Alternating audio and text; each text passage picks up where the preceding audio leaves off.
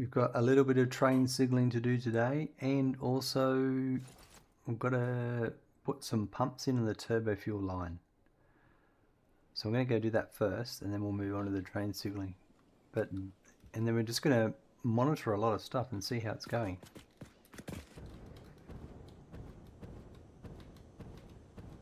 But yeah, I think everything's ready. We'll probably...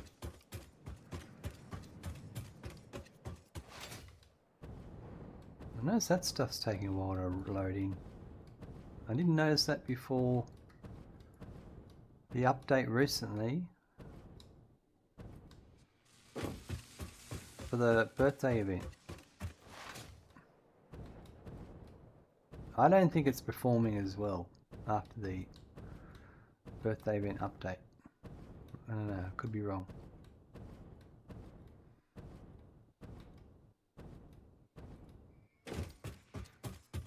I've got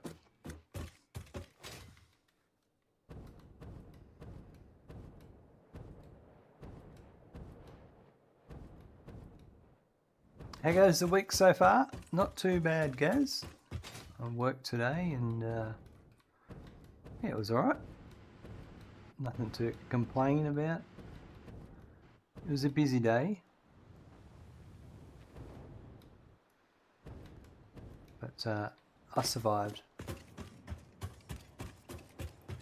Alright, let's measure.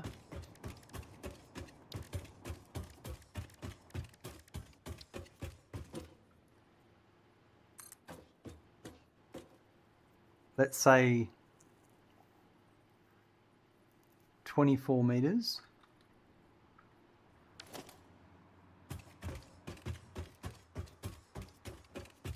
Now I'm going to allow 40 meters. Wagster, hello, welcome. So let's at 16 meters we'll put the next pump. I mean, assuming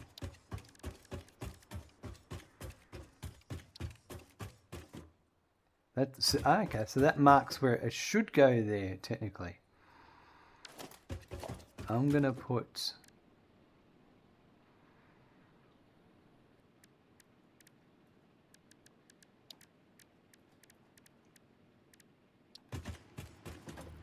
so 16 meters from here.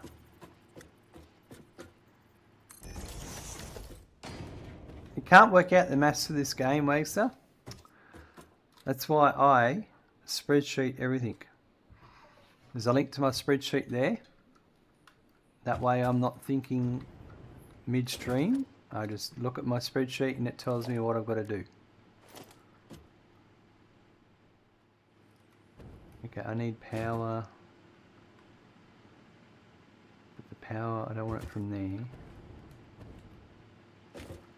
But it can get quite confusing. I totally agree.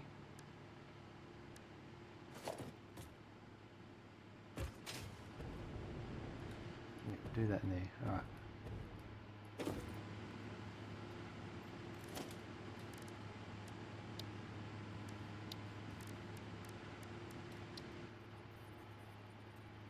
So I'm gonna err on the side of caution. Put it there.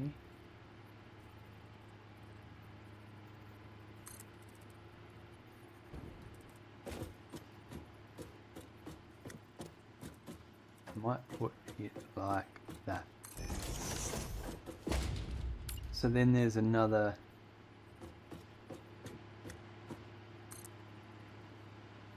16 meters. So another 24. Before I put the next one.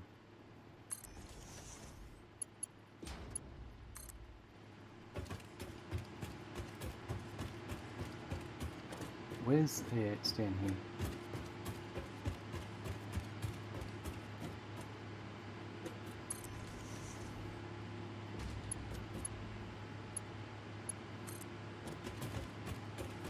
We've got some vehicle deadlocks and we're going to sort that out today too.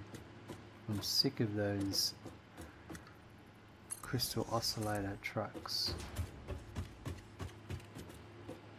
doing my head in?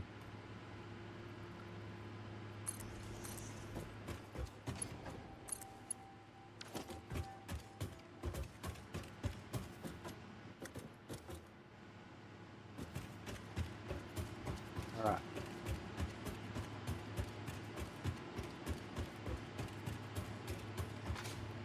Wonder what the head lift says.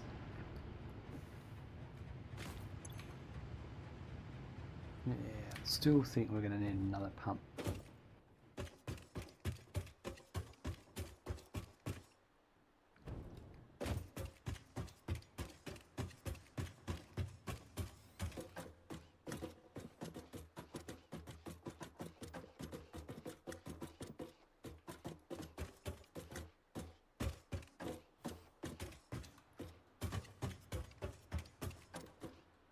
There you go, I think it's alright. Yeah, it's not saying I need one. And these are filling up. We're just going to let it all fill up. We're going to come back later and deal with it.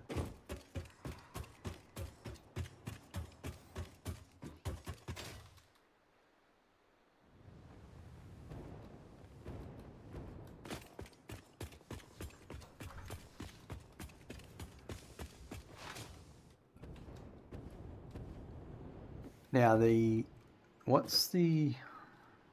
who's got issues? These 3 trucks here, the trains are, I understood. That's what we're going to sort out. But the trucks, that's what I don't understand. Everything's been working great and suddenly the trucks start having issues. It seems like I feel like I want to blame the most recent update.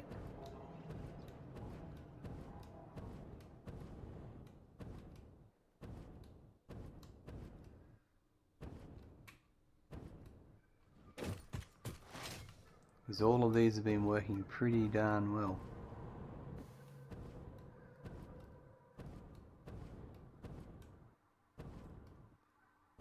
Where are they?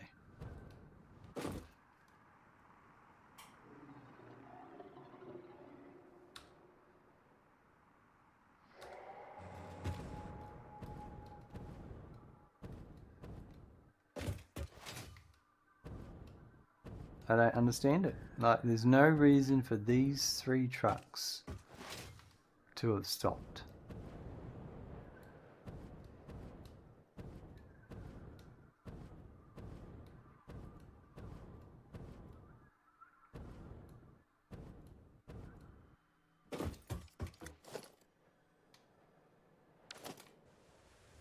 And I'll just get in one and get out.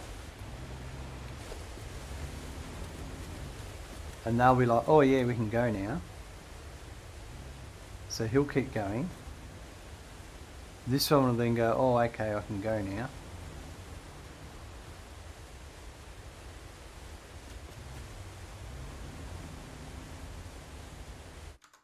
It's very strange.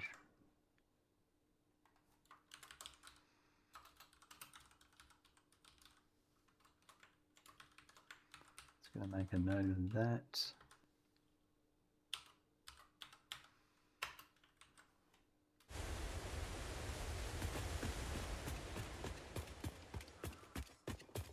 Now let's go fix these train lines.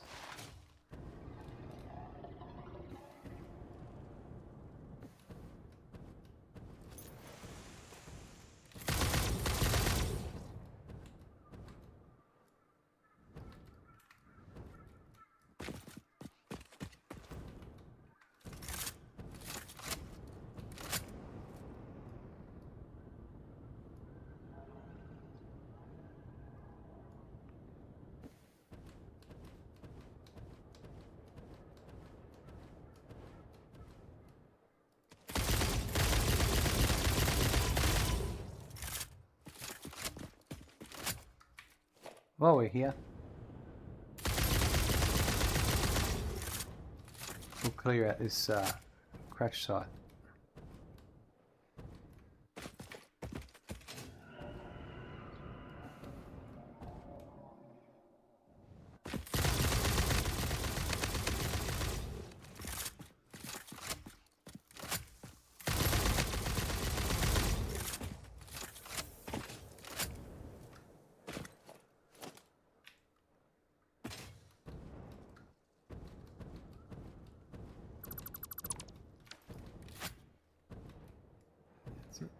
Oh, there's this one here.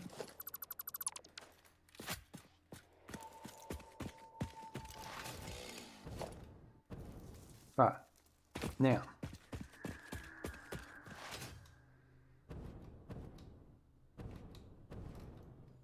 I know what I did wrong. I put all these block signals in I shouldn't have put in, and also I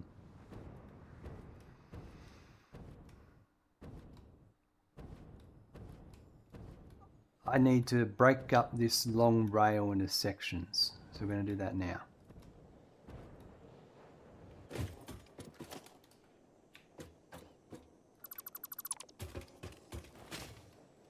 We're going to deal with this first. Now I reckon I'll put a section here.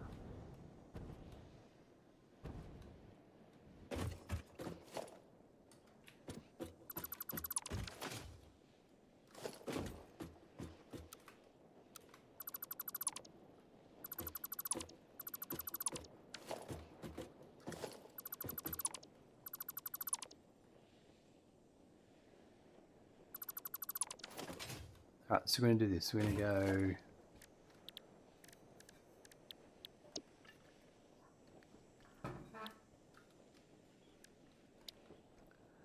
rails by 3. I want this one here first.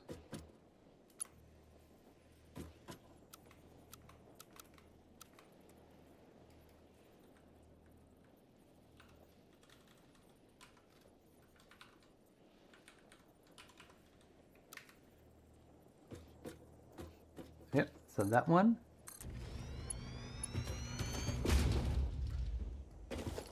And then get rid of this.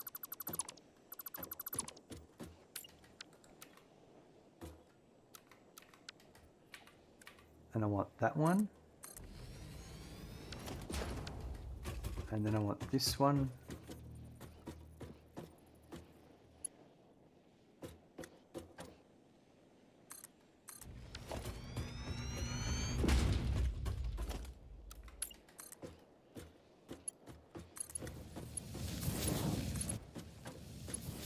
And then I'm going to do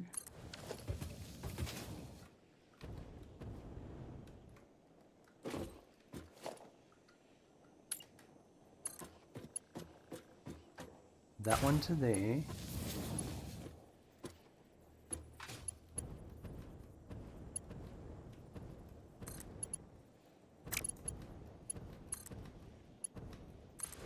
And that one to there, like, right?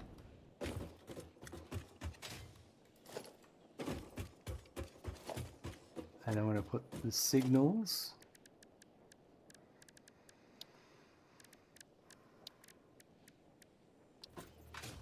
Alright, so we've got path in, block out. So that's a path in.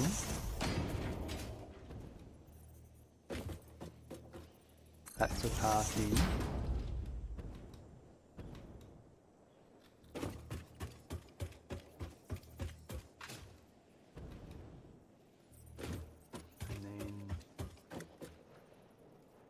That's a path in, that's a path in, and then this is a block out, a block out,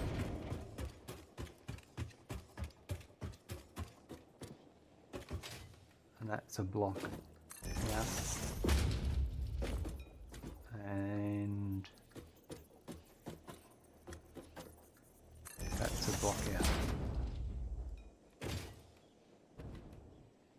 And I'm going to leave that as a long straight, and then further up I'm going to do the opposite to the other side.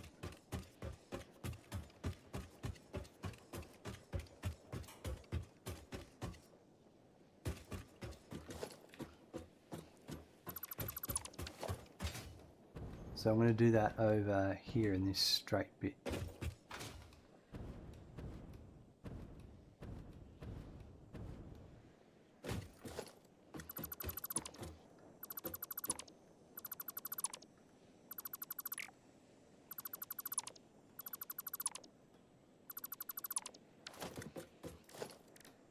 So we've got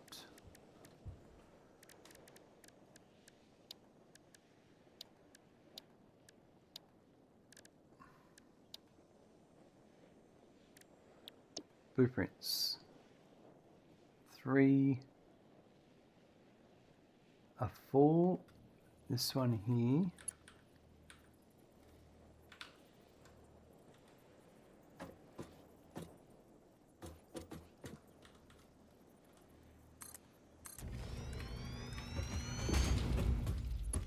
Then the 3.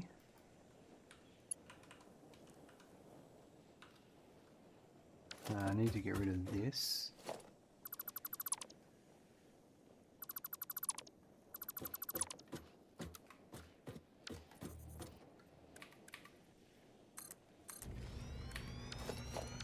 And then the 4 again.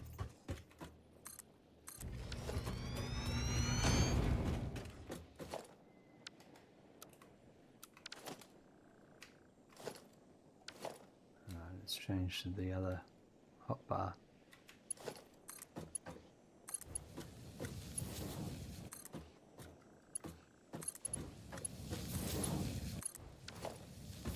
And then we'll do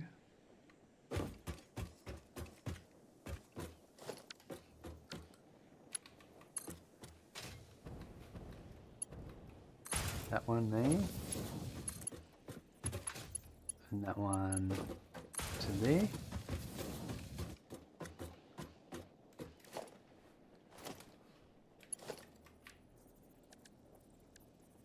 So path in,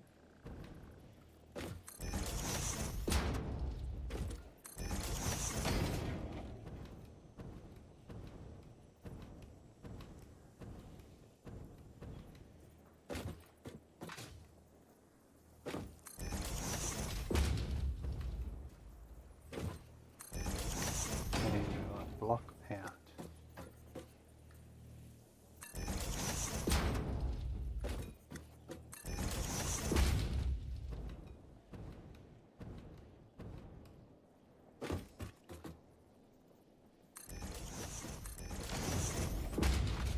Right, that's broken that up into some blocks, some much larger blocks.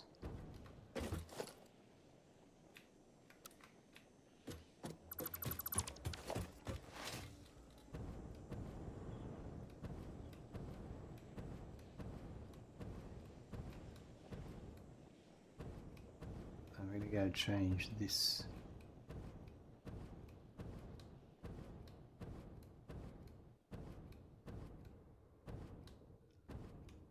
Reverse this one. I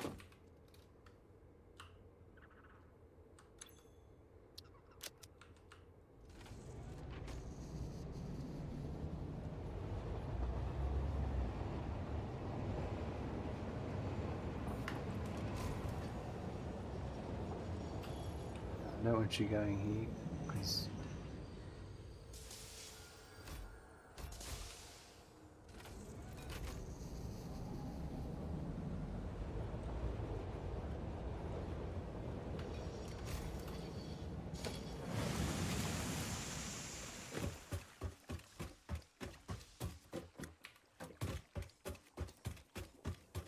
not there anyway.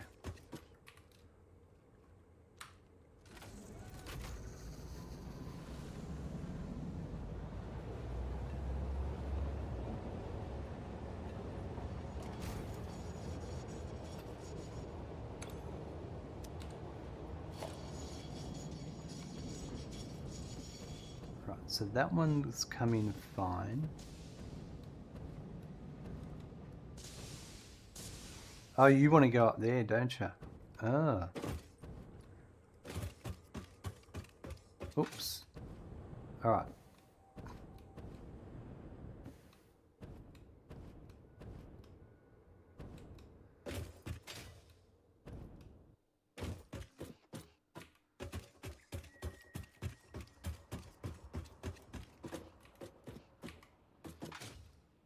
Let's do this.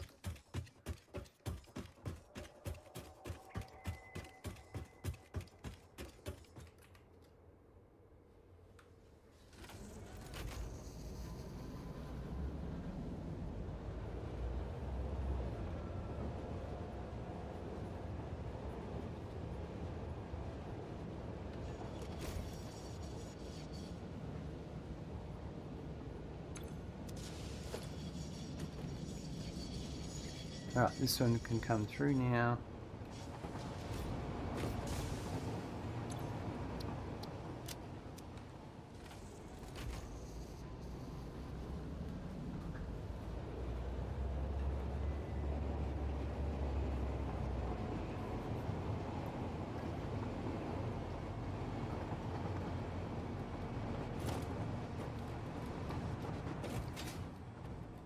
Now this one, that's a path coming in. That should be a path coming in. And a block coming out. This should be a block coming out.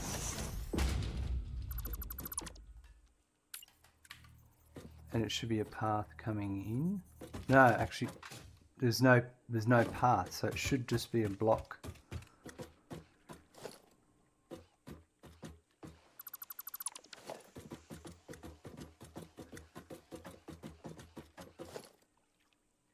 That should just be a block going out. This one here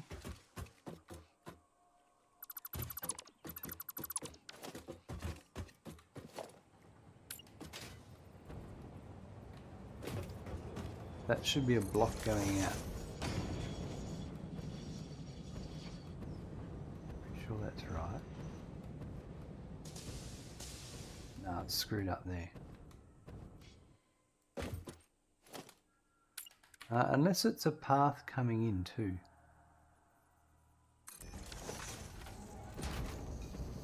Right, that might have sorted that out.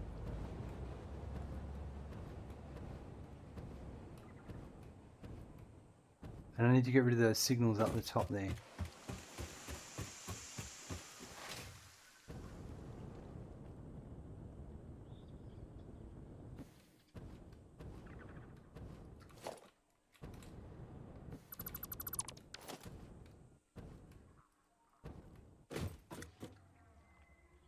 So I'm curious to see what happens now.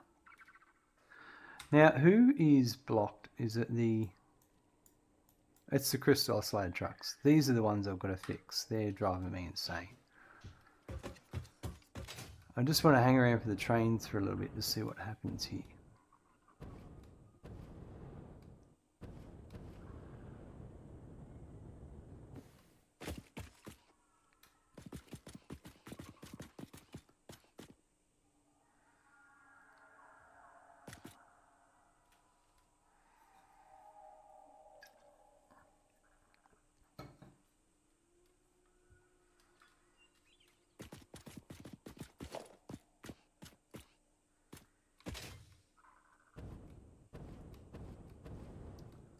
So why isn't it, should I not have a path coming in?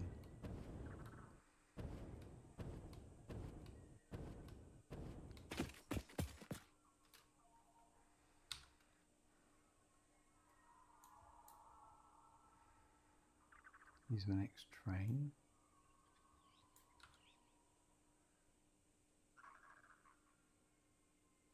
So I'm interested to see if I've sorted out my train issue or not.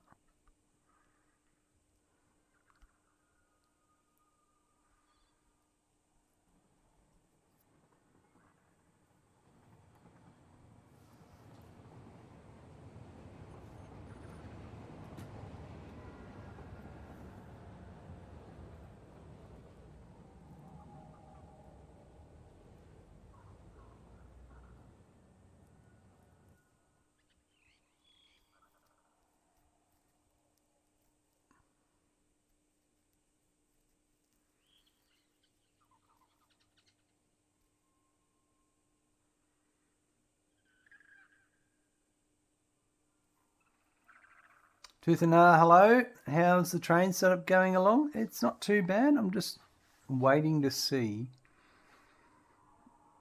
if I fix my problem or if there's more problems ahead. Why do I have a dismantle crate there?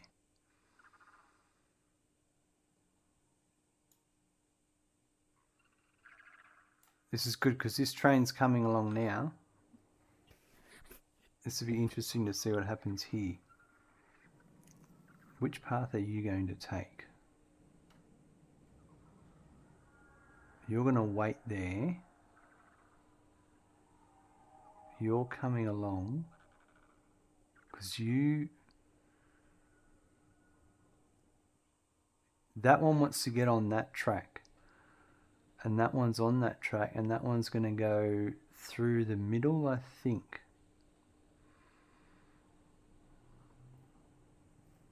We'll see.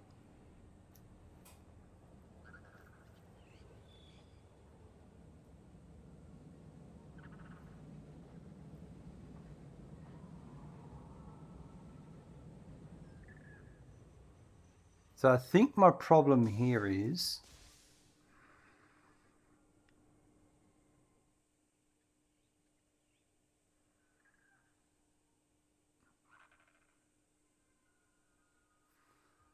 possibly that.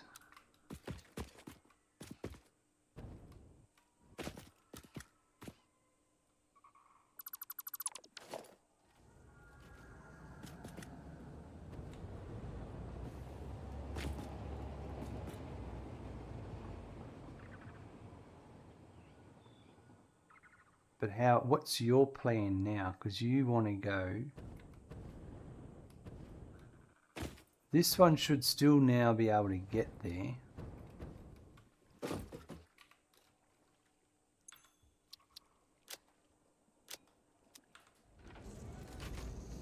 By a different path.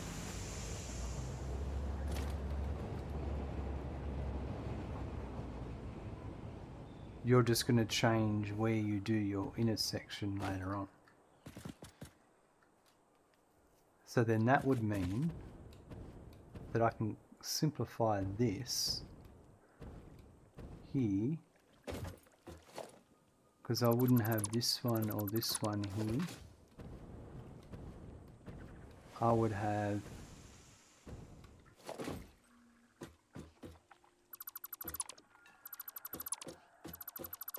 I'll do this again.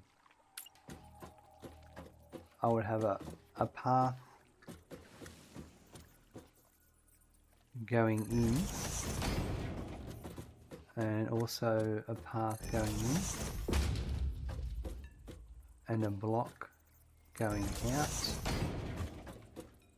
and a block going out. That confuses a few things here. This one seems okay. So why is that an issue? Why does it...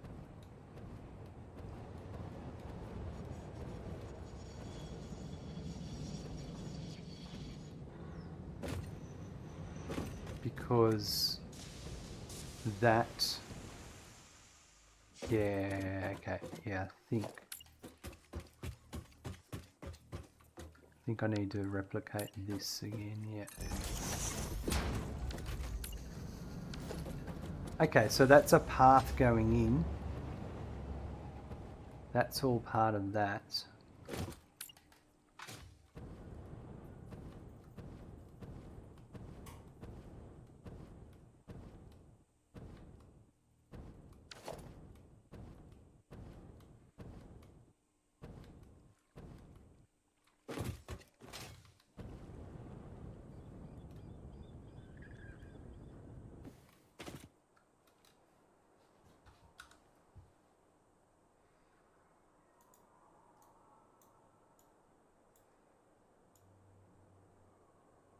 So that train's now,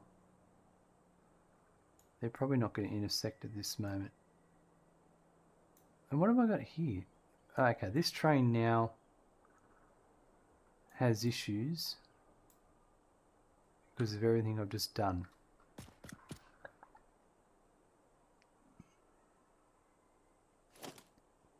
That's a path. I can get rid of that.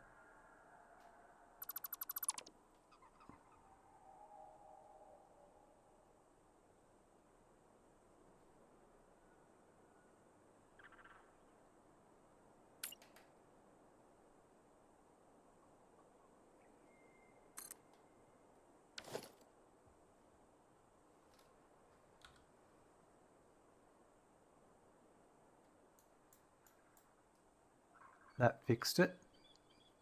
Yep.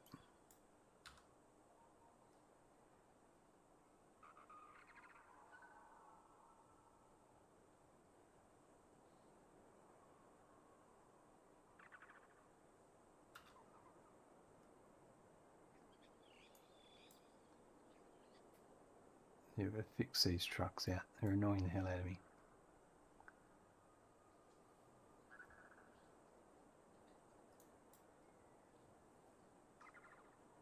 Glad, hello, welcome. Alright, so this...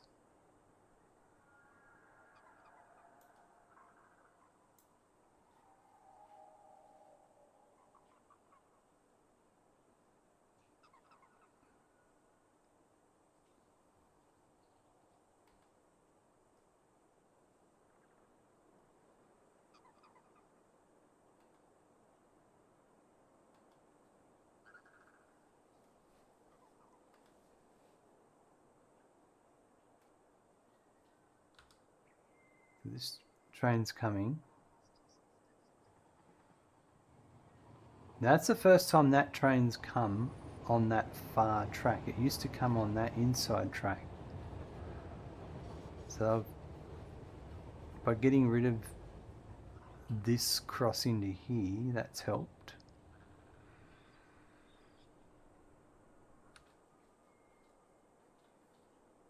And here comes the next one. So this is good timing because I'll be able to see what's happening. That one should come on either this track or that track. I don't think it's going to come on this track, but it could.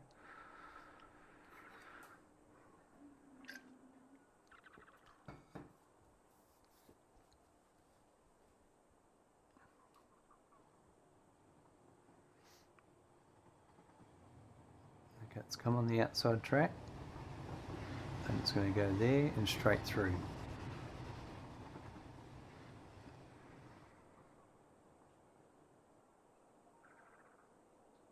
And then this one over here. Now this one is telling me it's got an issue.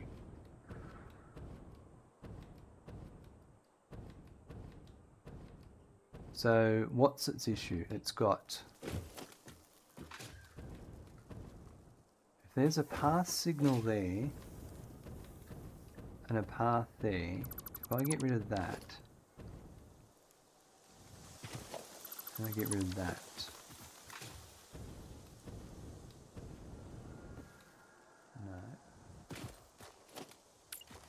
because it should be as a path I'm going in.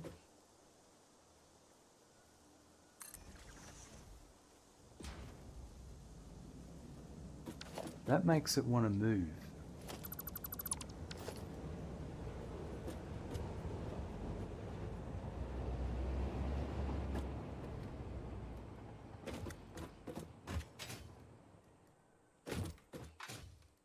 I'm very confused.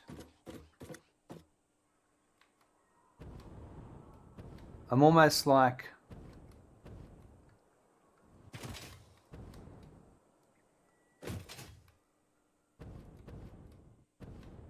I might simplify this.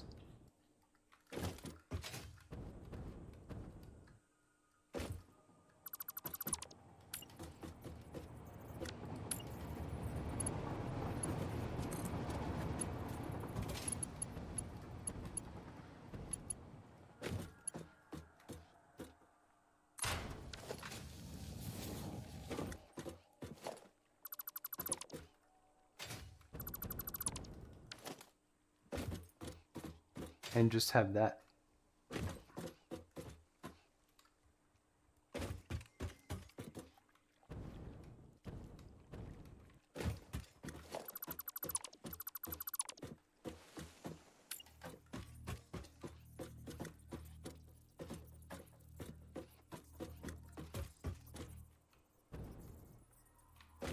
So it's a path going in and it's a block going out.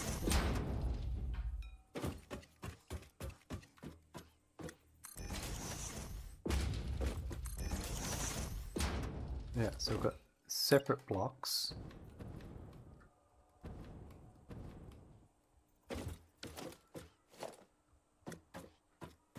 That's a path going in.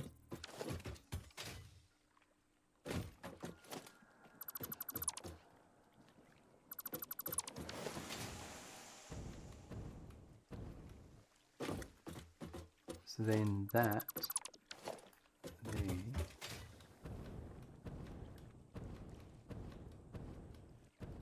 Okay, so then I just simply get rid of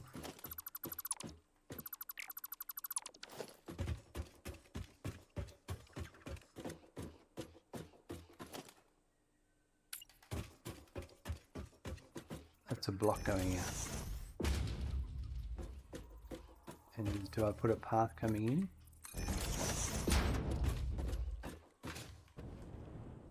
Right, so now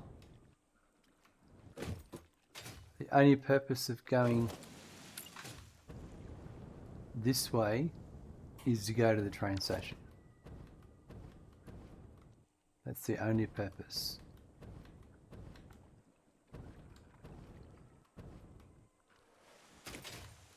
And then these other ones can go and join up.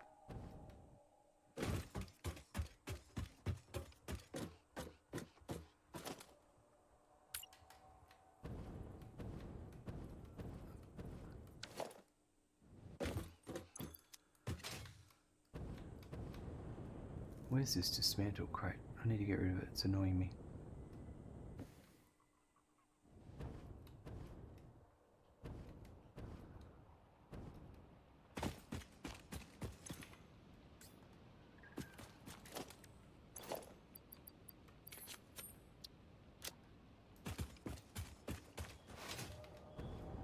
Right, so this train's coming in now.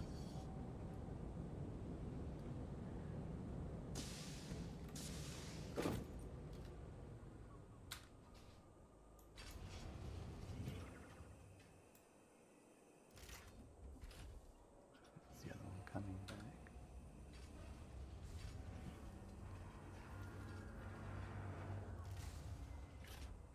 Okay, so it's coming back now.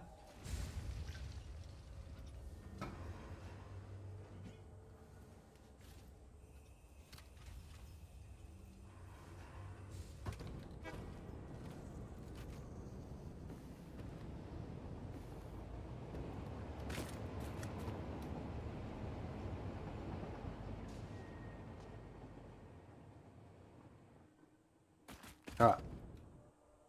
I think we might be right.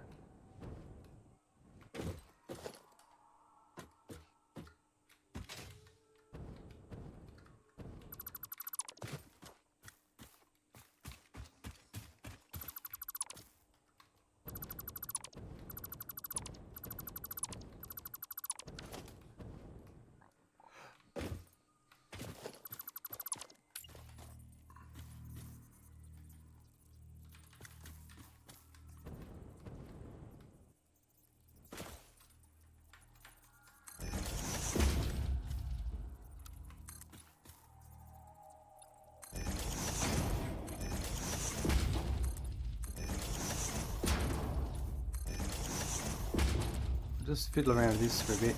Just keep an eye on the trains.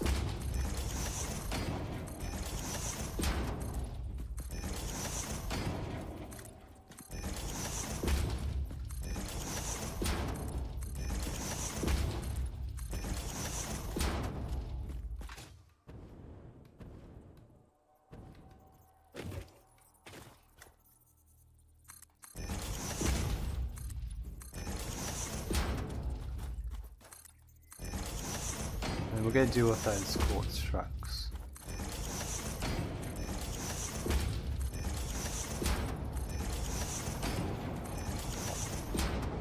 Alright, so you're leaving to head back.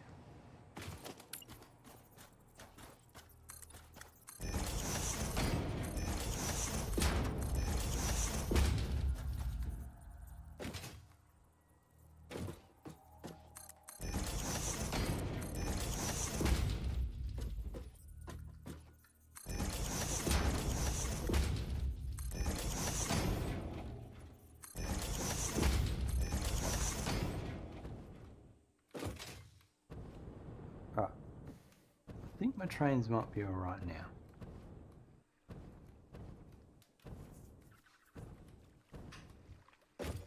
Let's go deal with these vehicles. Annoying the hell out of me.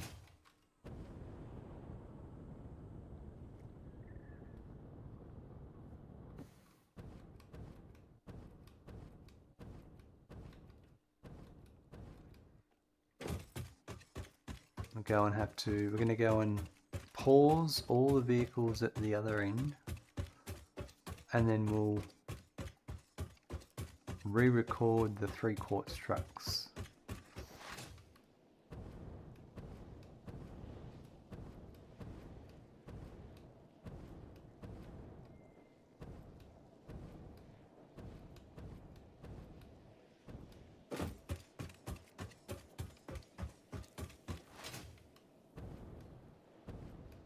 Might go and check that turbo fuel generators first. Now that the trains are running,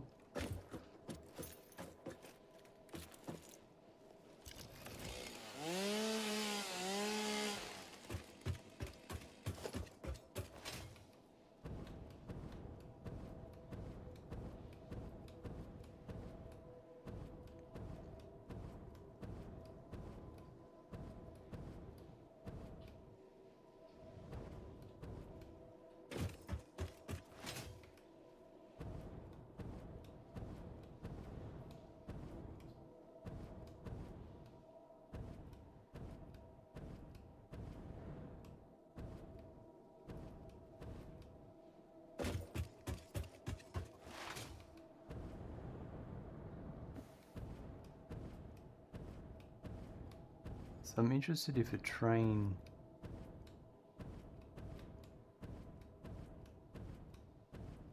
Here it comes.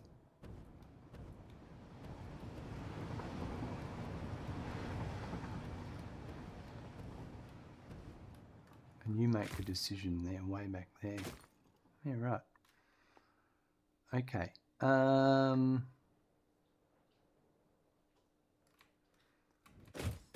Let's go check these generators and maybe connect them up, and then, because we're going to run out of, not run out of power, but our power usage has increased, and they're holding up some other production lines if they're not consuming the fuel. So we'll do that first, and then that'll gauge if I'm bringing enough oil in or if I need to run 2 trips of crude oil. And while all that's happening, we'll go and re-record the truck lines, and we'll get a good gauge of things.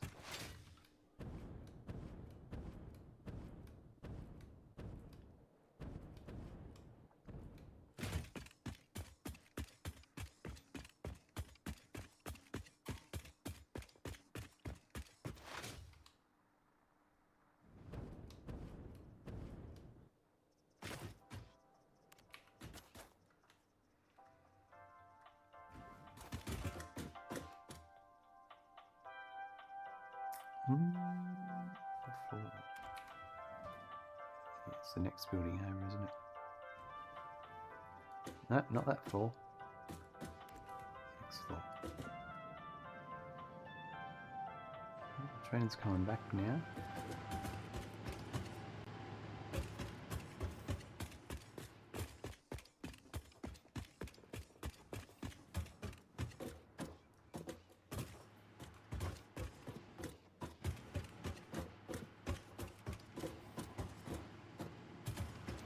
Right.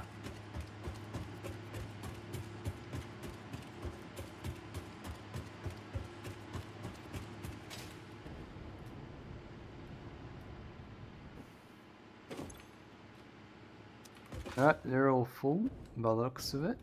The pipes are full. Yep. We'll go upstairs, check that, and we'll just start powering them on.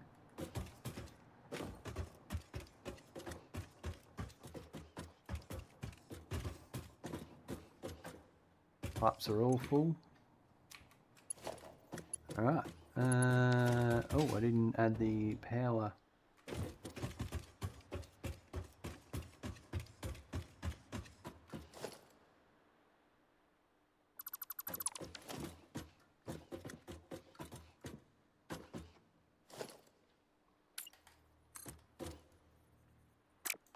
13 meters. And where was it on? Right.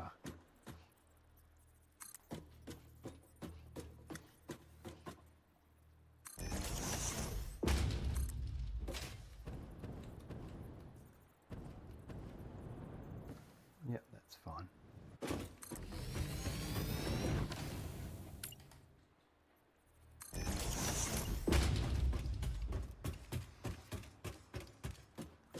And here.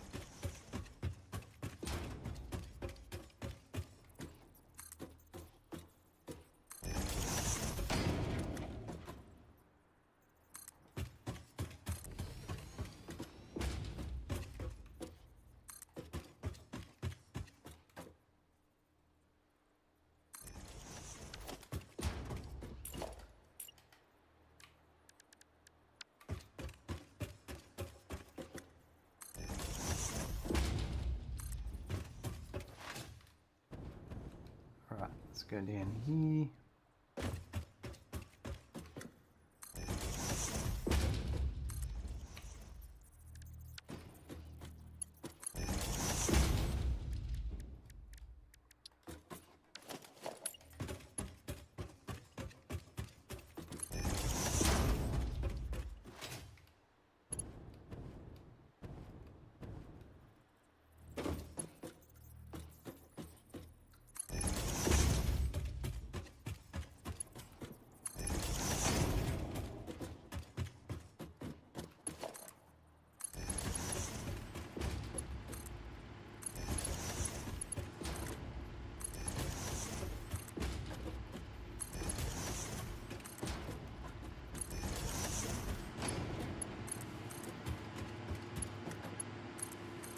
I'm just going to get them all powered on first. I'll hook them to the grid in a bit. Because this way they're consuming fuel.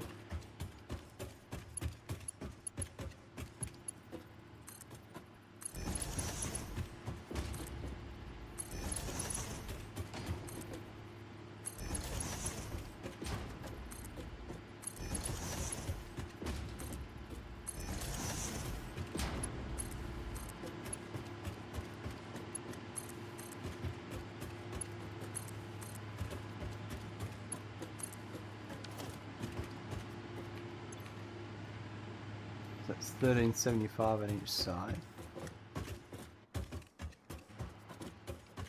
And then there's another bunch down below.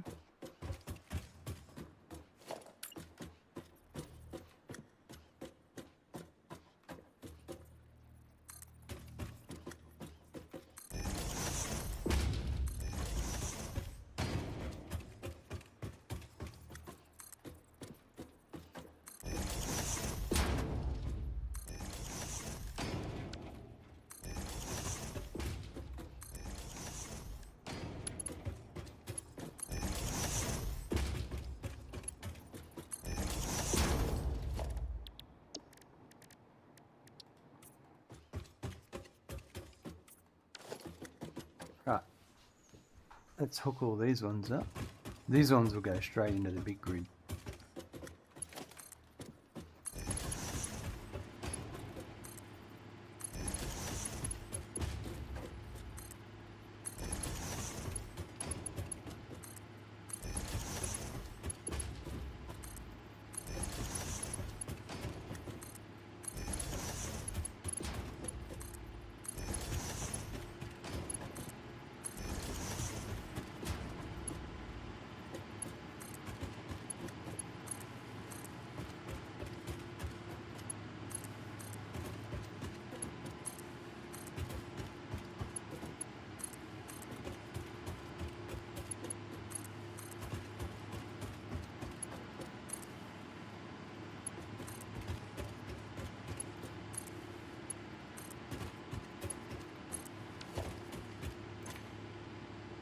Right, it's a bit more.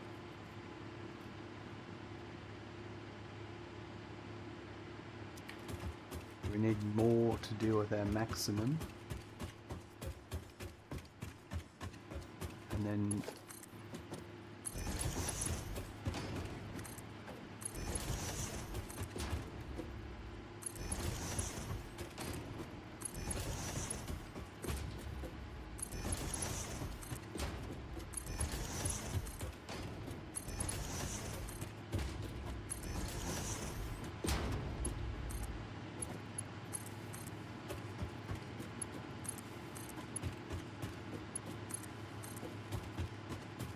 we'll be able to see what our fuel, our crude oil transport, if we're keeping up or not.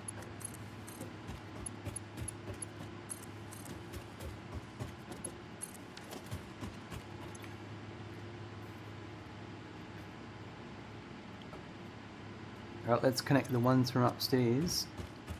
And I think I'll do that.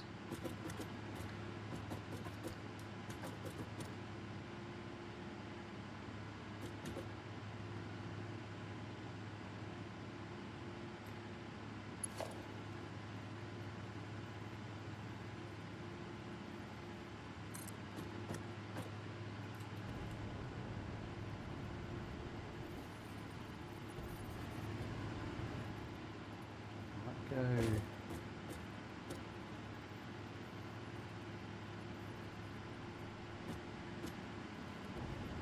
Just try something.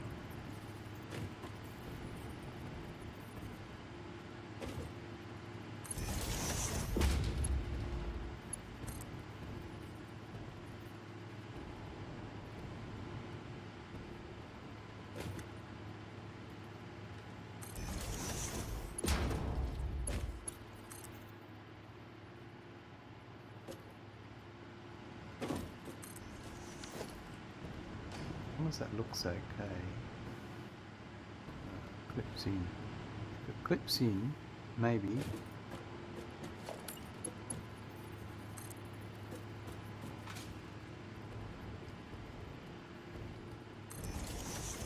That's not what I wanted.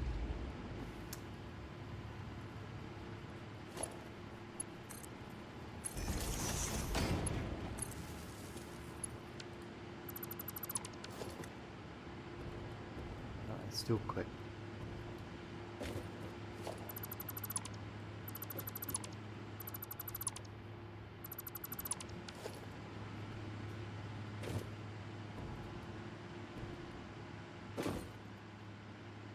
I think we need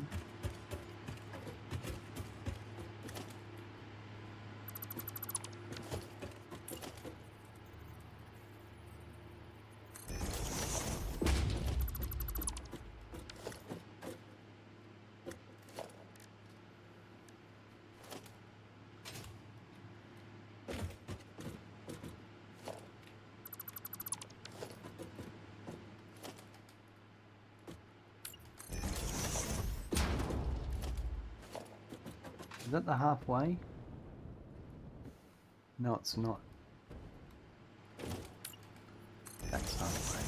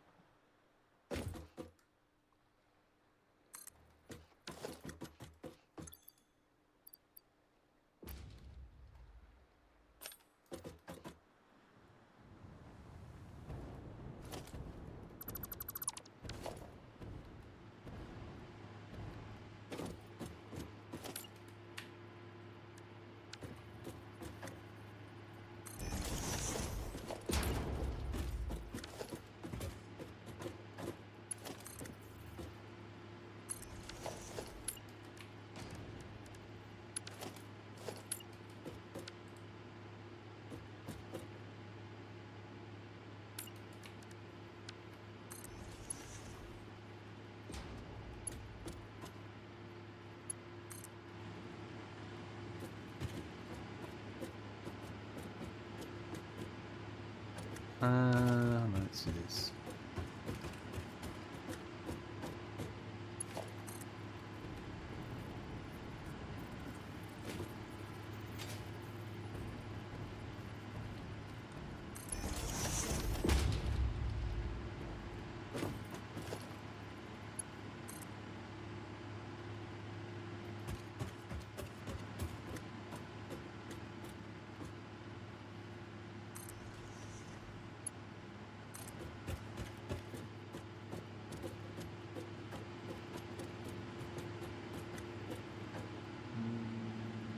Did that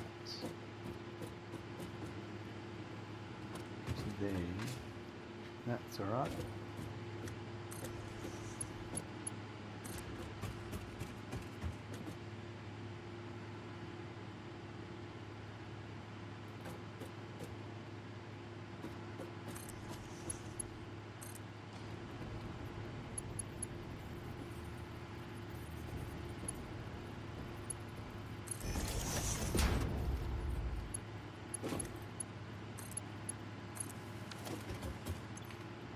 Right, so that's the 2 lines on this floor.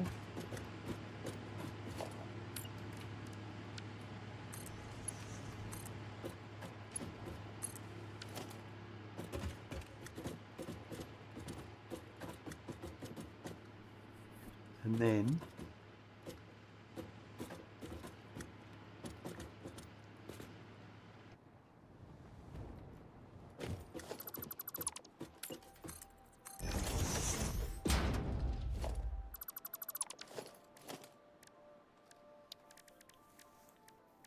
we'll use this inverted frame. That's its support.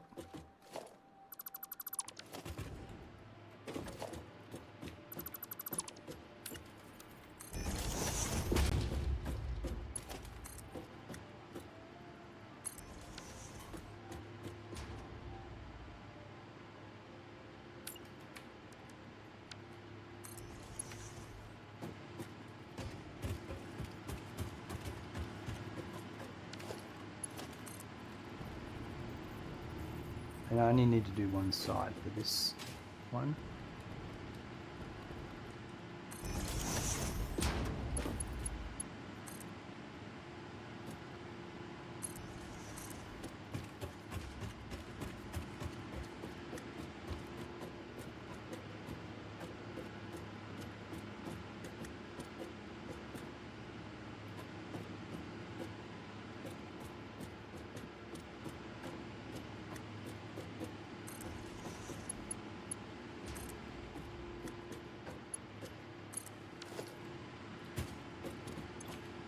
There we go. So we're now at capacity of 29,384 megawatts. And we are going to sloop and overclock these, so we'll be able to increase that as well.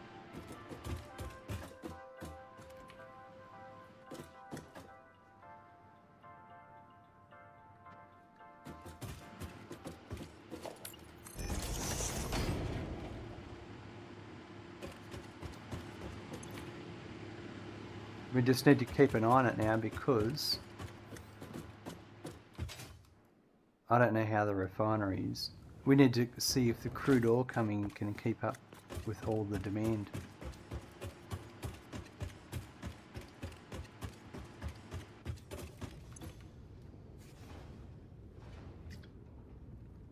The fuel's coming in at the right rate. Compacted coal.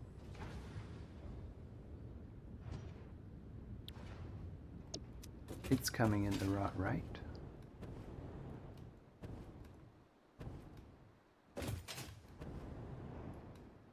Looks like it. Some of it's backed up a bit.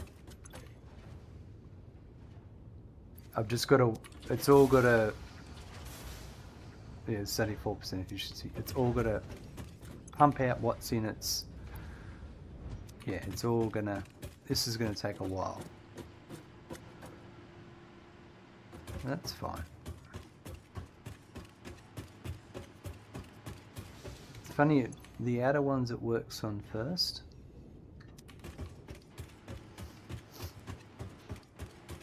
Alright, let's go sort out these quartz. We'll have a look at the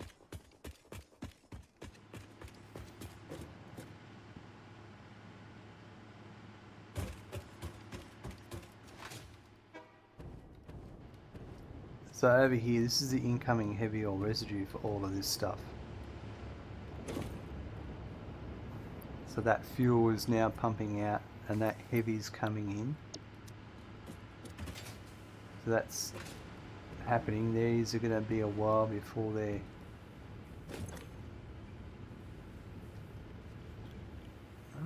now the packaged water. Right, so I may need to add some more canisters to the loop.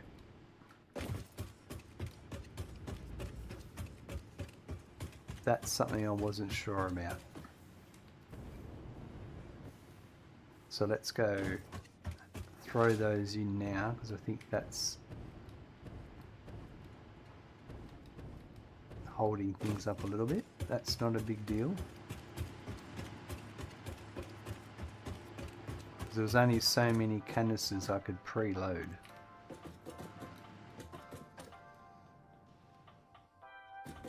I was going all the way. And then we'll go deal with our trucks. Oops, right here.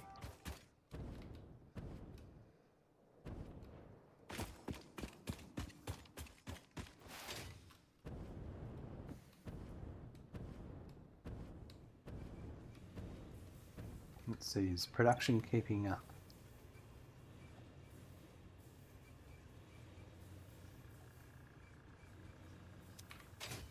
It looks like there's enough canisters. I may just have to give it some time.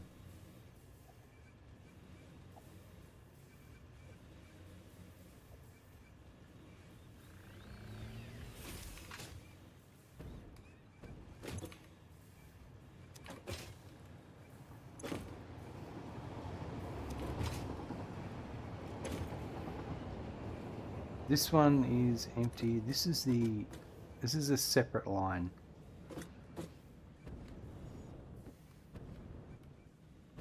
That's the turbo fuel that I'll deal with later. But it looks like we're making our canisters. They're fine. Alright, we're just going to let that happen.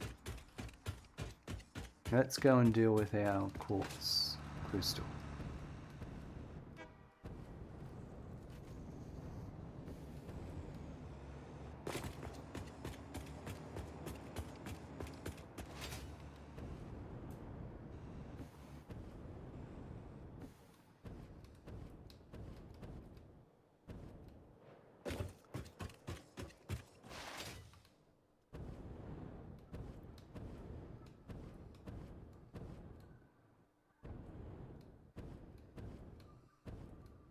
Got a few factories we need to wall up still along here. All in good time.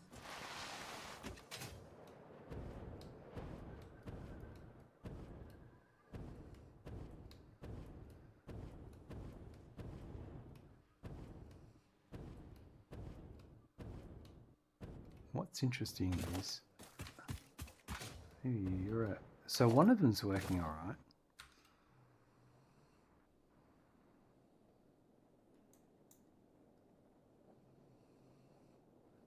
Yeah, okay.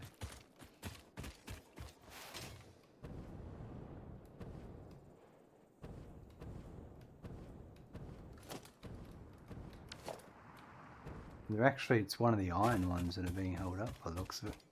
One of the other trucks that aren't related to quartz.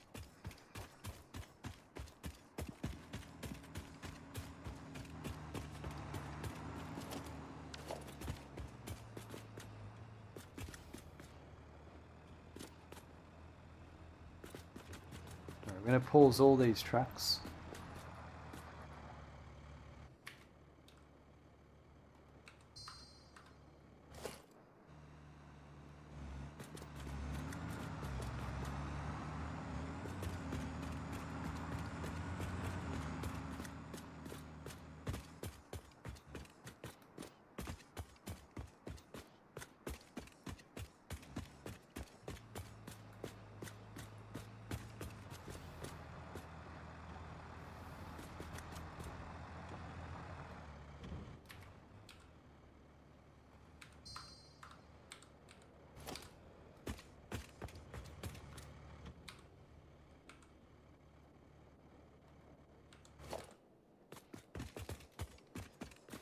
Alright, I'm just going to wait for a couple more to come back.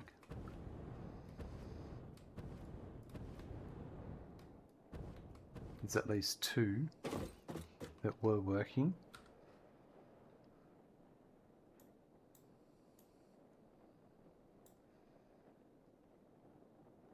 I wish it would show what the truck was and what was in it.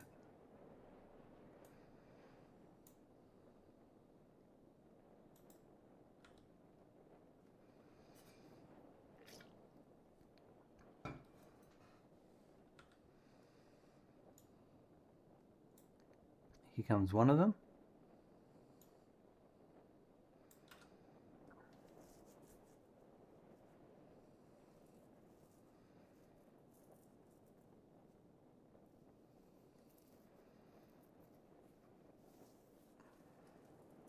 Do you go from crude oil to fuel and polymer resin, or to heavy oil residue, packaged fuel, and then to fuel? To Glad. So I've got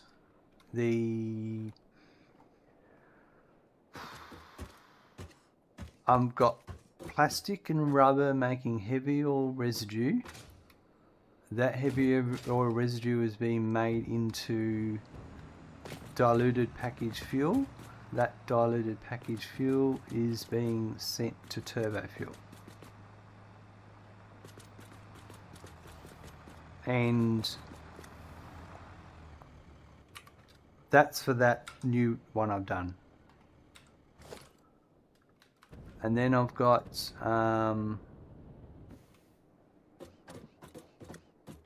there's also some of the heavy oil residue being turned into turbo fuel for turbo ammo coming up.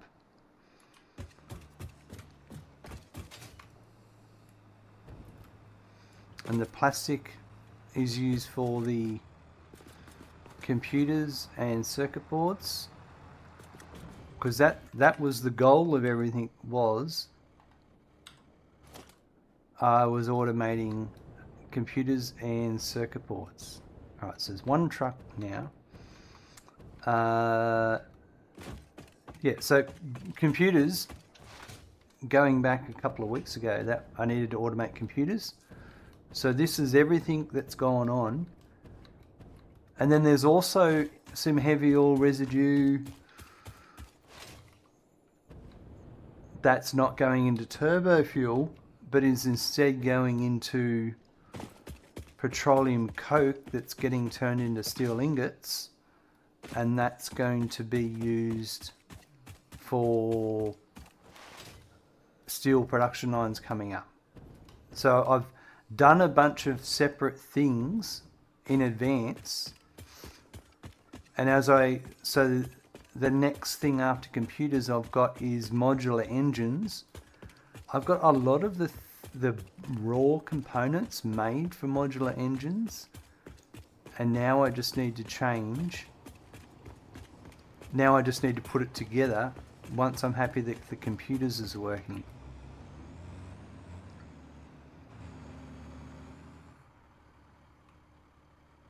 It's this truck here that's causing my issue.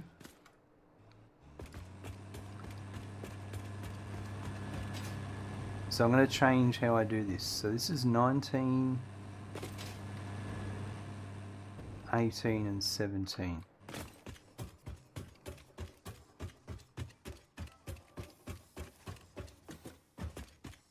Yeah, this stage of the game requires a lot of planning and balancing. It certainly does.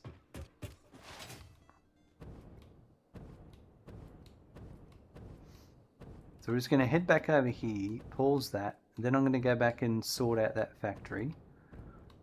I'm going to rearrange the route, and then we're going to re-record the route.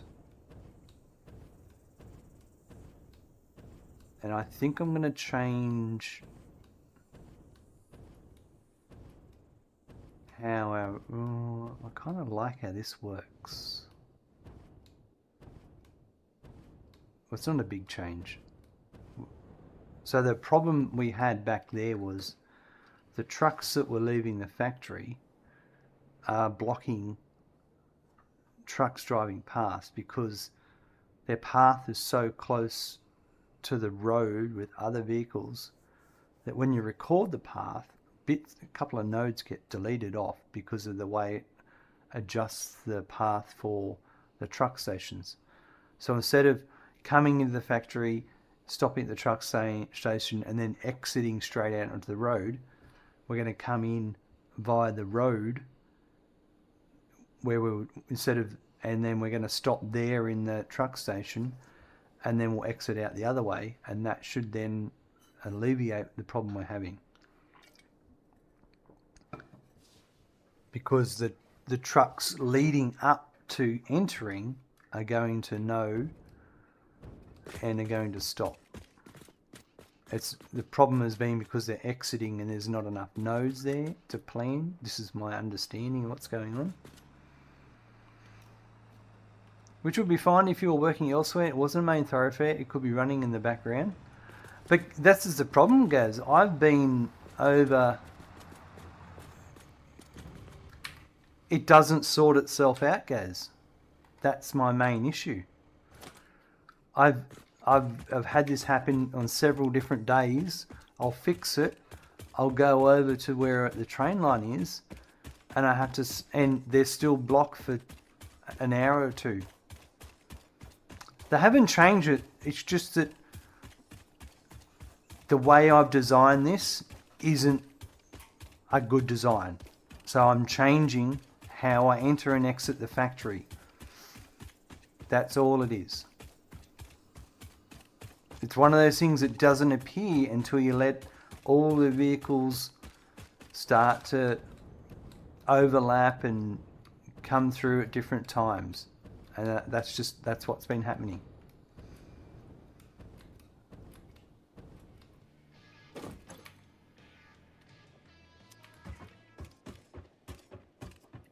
Right. The design ain't conducive to their usual actions. That's correct. So instead,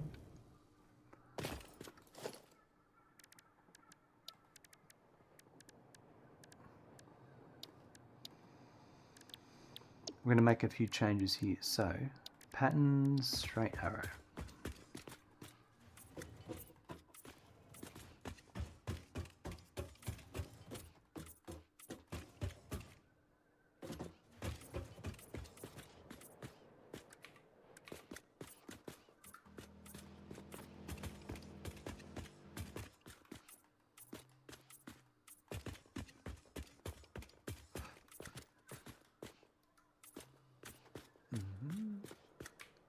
On that, good luck. Thank you. Bedtime for you. No worries, guys. Thanks for hanging out.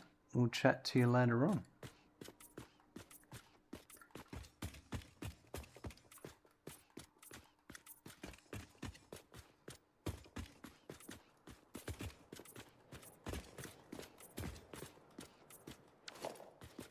I think we'll go over to...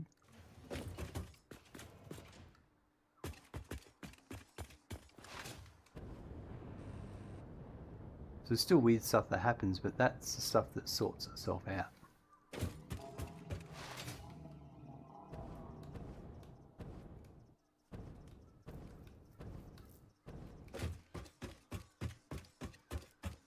I want to come over here and grab a copy of the sign on the back of this building.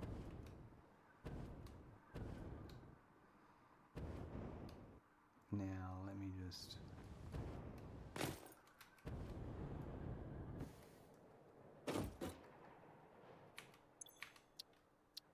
Copy settings in case, but I should just be able to make my way over and we'll fix it over there.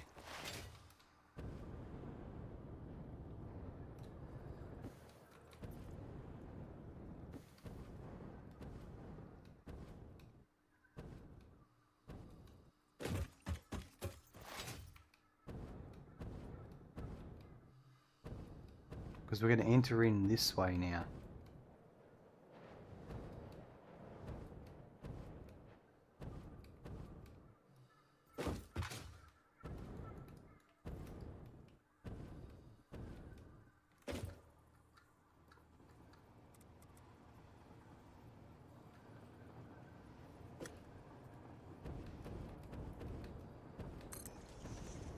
That's not where it needs to go.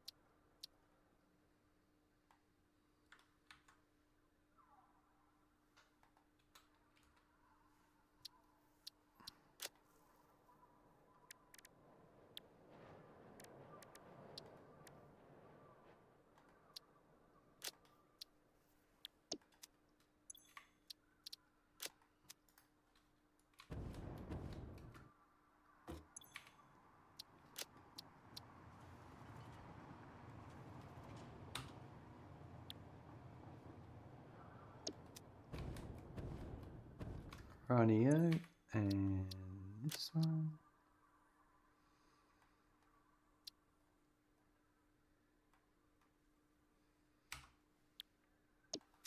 Right, okay. Now let's go and re-record these 3 routes.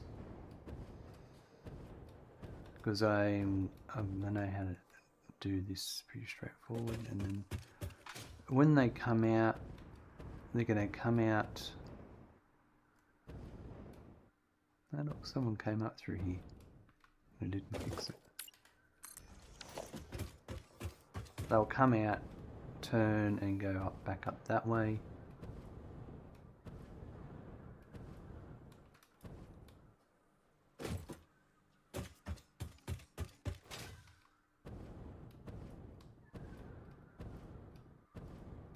No, they didn't turn there. They turned here. Yeah.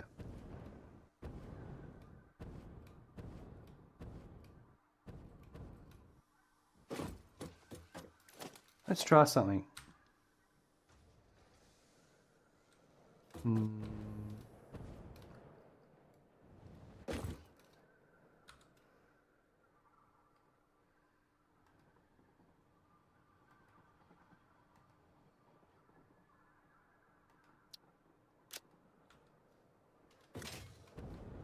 That's almost perfect, but that's good. I'll drive in and I know that's where I'm going to turn. Cool. All right.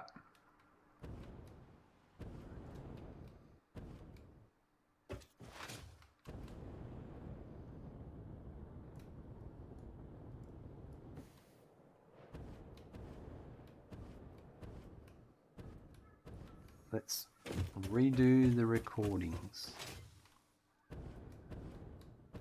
This will be the 3rd time I've redone Royal Courts recordings.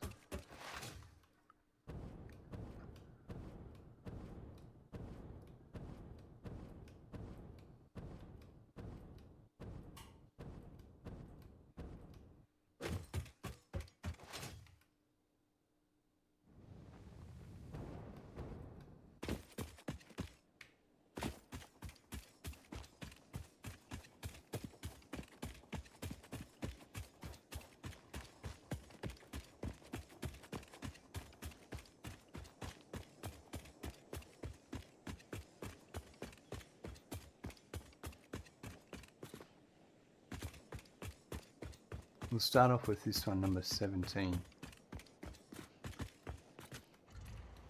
Alright, so delete path, load a path, and that's this one here, route number 17, Raw Quartz, delete the path, confirm, close. And I'm just going to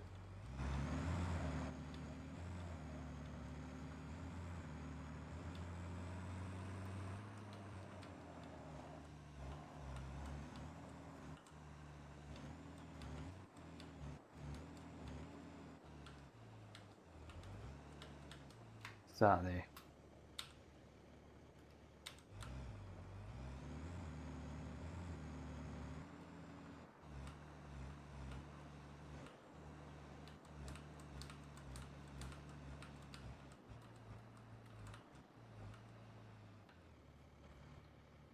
Nah, I'm going to redo that one.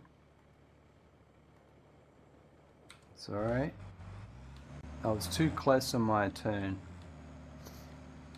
Kind of know my what is going to be nice and what's going to be a bit shabby.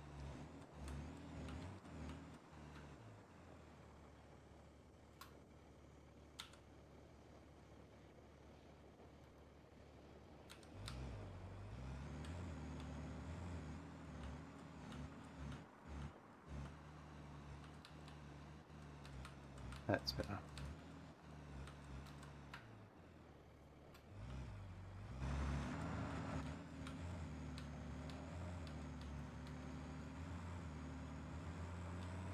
I remember the other ones, I started them up.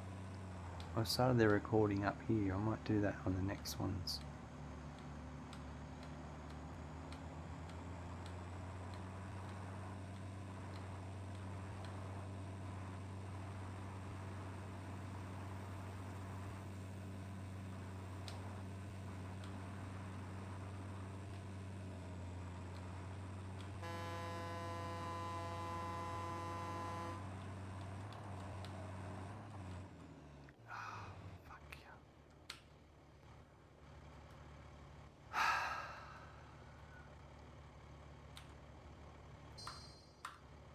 He's going to keep annoying me.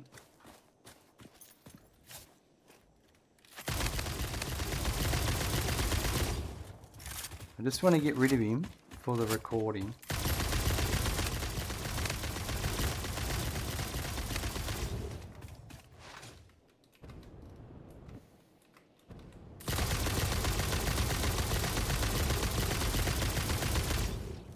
I know he's run away, but he'll just respawn there when I go out of render distance.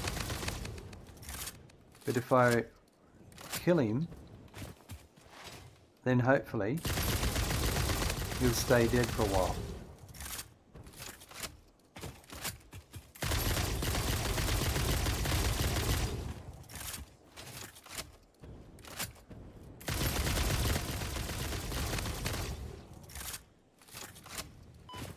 Takes a few bullets. Right. And not even a carapace out of him. Was that truly necessary?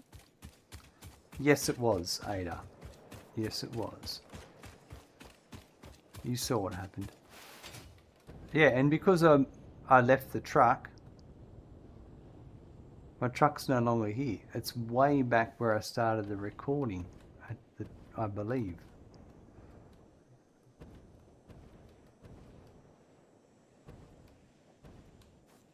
It's very frustrating.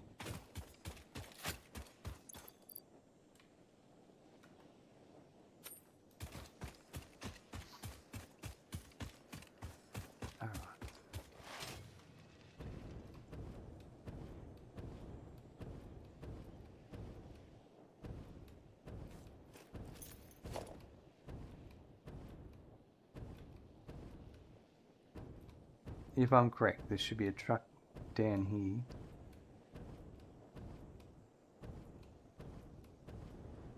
Here it is. So hopefully there shouldn't be a bean there. Because the only reason I moved was and screwed up was because I didn't want to hit him and him to hit me and cause issues with the recording. And that in turn caused issues with the recording.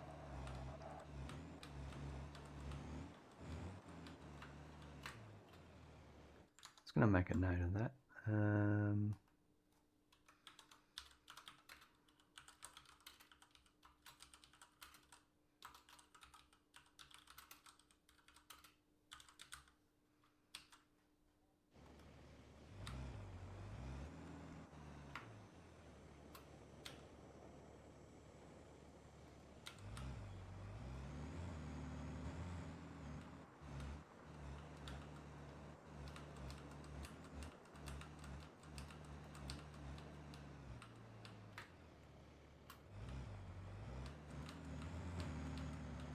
Right, back on the road again.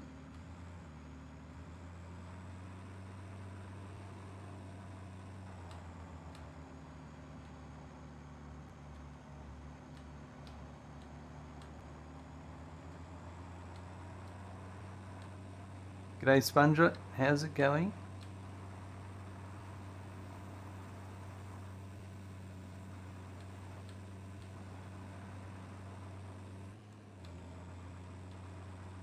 It's kind of work, there's no bean here at this recording time. So I come down here.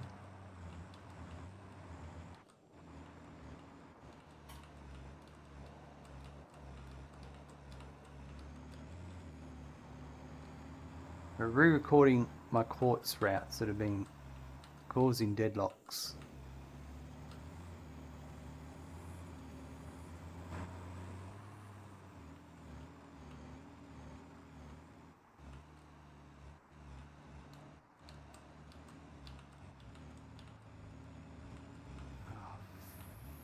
Come on, you're causing an issue with my recording right now.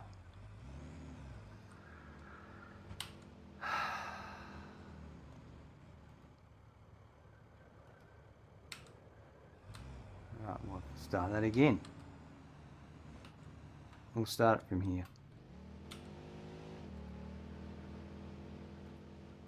It's very frustrating when you're trying to record and there's other vehicles around because they're not going to respect you. And that one just slammed its brakes on me.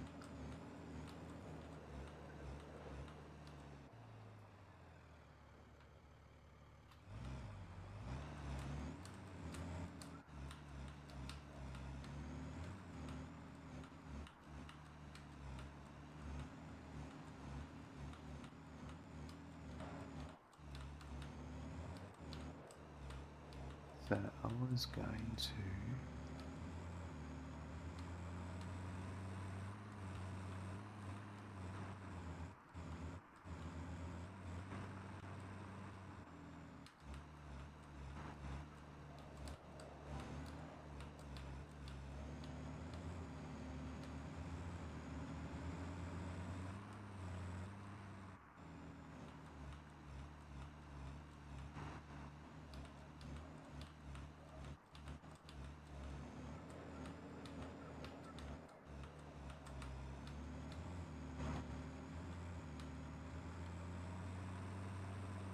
Not 100% sure about that one. We might go a different way with the next one.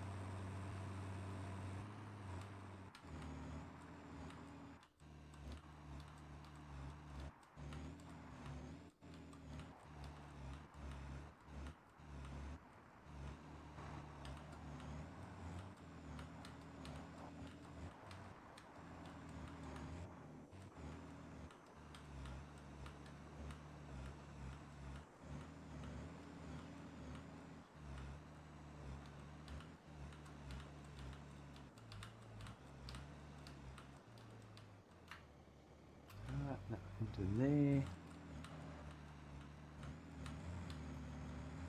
We just need to drive back and finish our loop.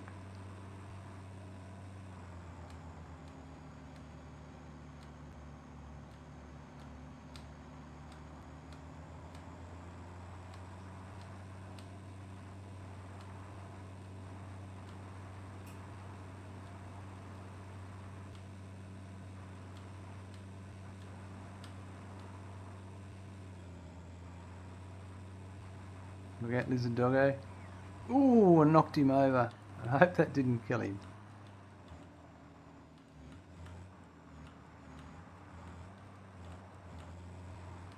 But I'm not going to lose sleep if it did. Just saying.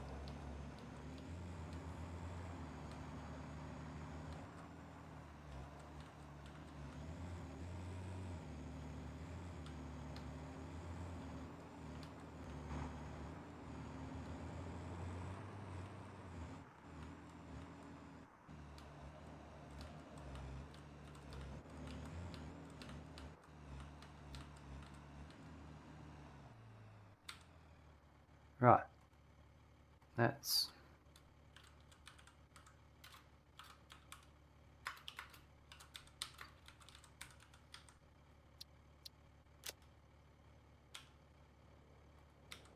Let's watch this one and see what happens.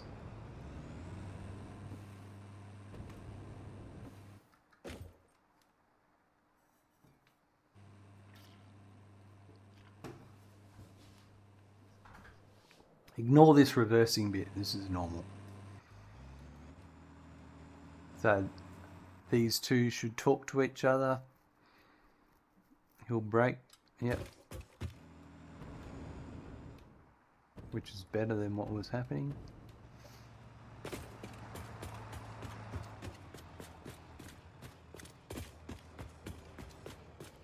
That's great.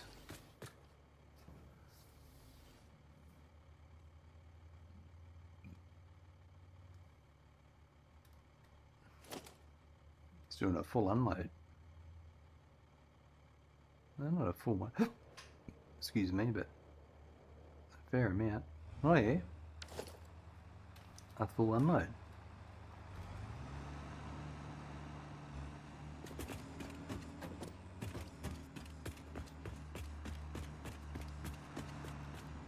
Ignore the arrows pointing in the wrong direction. They're going to get removed as I do the next two routes.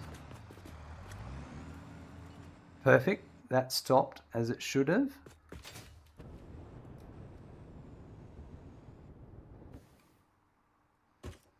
Now, the next recording, I think I'm going to send him down there instead of this one where I went up here.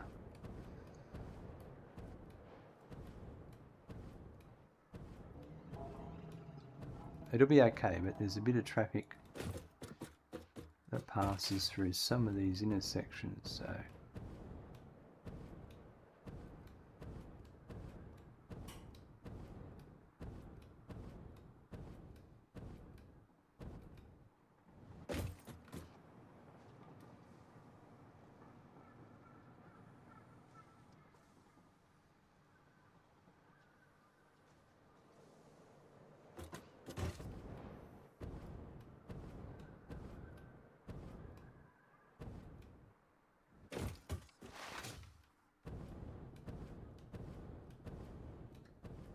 Good, he's stopping for other vehicles, which is good. I don't know why. Sometimes they stop for vehicles, right? And then they reverse up, but that's okay because it fixes itself.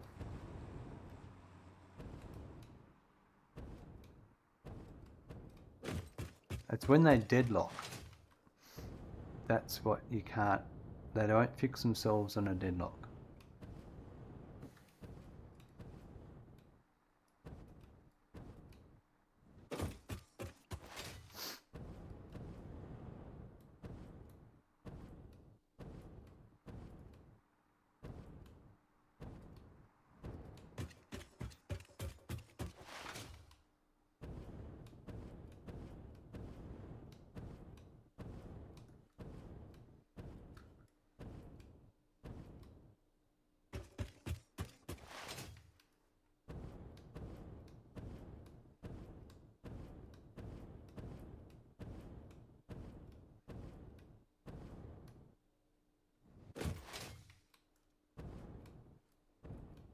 Right, 2 more to record. We'll pause this one here and we'll do 18 next. I love how the shadow of the statue is on the ground, and it's really sharp and from a long distance away. But the Pioneer, different story.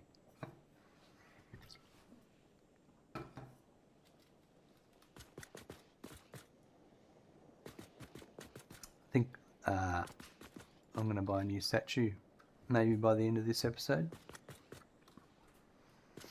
Definitely got enough coupons by now.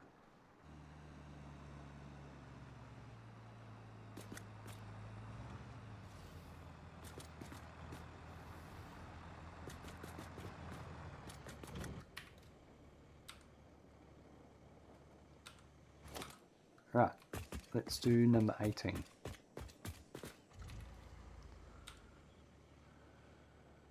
So we'll delete the path, we'll load.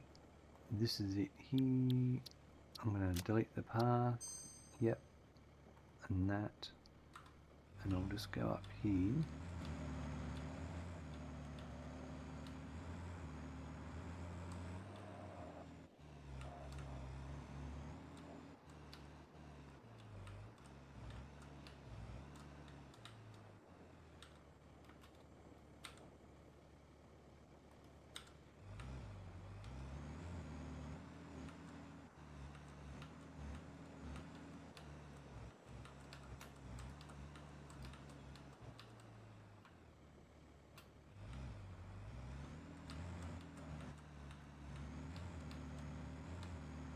Right, doing number 18.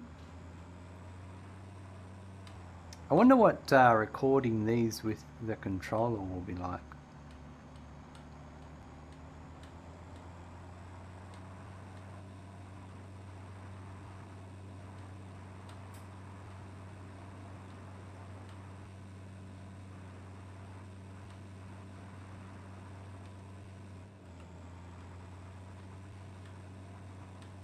And look, the bean's not here again, so eradicating him was very helpful.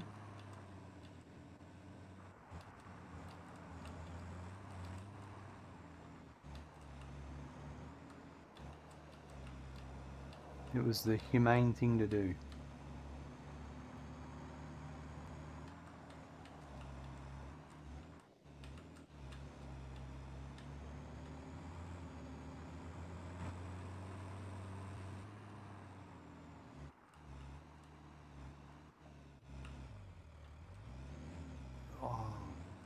Alright, I've got to delete that.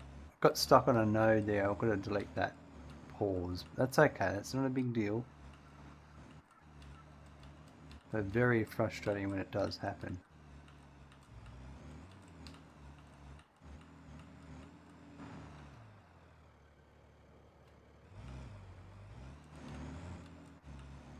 Buckle up, there's a raid incoming. Uh-oh, look out. Thank you, Frutchy, for the raid of 45 viewers. Oh my god, there's boobies coming in on the raid. Welcome. I'll welcome everyone shortly. I have to finish this recording. It's super important. It's more important than boobies. Let me just say that. And you wouldn't hear me say that very often. It requires my undivided attention. I mean, boobies do require undivided attention. I'm not going to dismiss that. I hope your stream was great, Rady, folks. Rady, Frutchy. Well, we've got a new nickname for Frutchy. It's Rady. And now, if you're not following Rady, you need to go and drop Frutchy a follow, because we all love a good Rady. Raid sheet. Oh dear. I'm a pro streamer. What are you talking about? Alright. Alright, we're nearly near the end of our recording. And then we'll watch it back. And I've got to go delete that pause. Which I can do that. That's fine.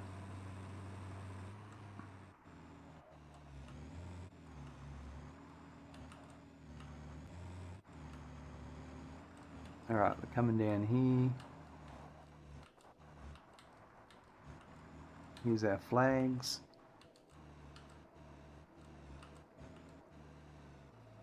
Alright. Save. Route number 18. Raw quartz. Save. Q. Enable. Q. Key. Alright. Hi Rick is coming in. Who else came in? Let me have a look. Let me get this over here. Coffee Then Code coming in with the Boobies Raid. Excellent. And there was Frutchy there. Klapstut. Klapstool. Oh, I can never say that one right. Frutchy again. Sakatura, Coffee.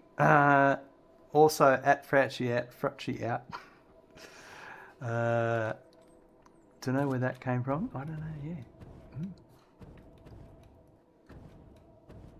And what else? Satisfactory needs courseplay from Farm Sim. Yeah, right. Never heard of it, but I'll take your word for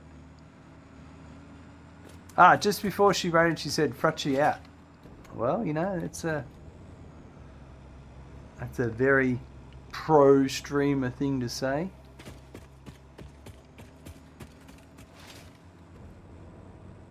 Is that your new catchphrase, Frutchy? This is Frutchy out. You get that? Something like that. Or do you go Frutchy out and you cover up the microphone, the camera? These are all the cool things. Now that you ask, maybe. Well, you know. I'll just shrink my cam even smaller. What will be the new one? Thank you for coming to my TED Talk. Well, there's only one talk that you should go to, and that's a Frutchy TED Talk. Alright, let me get this pause out of the way. How many? There's 2 of them.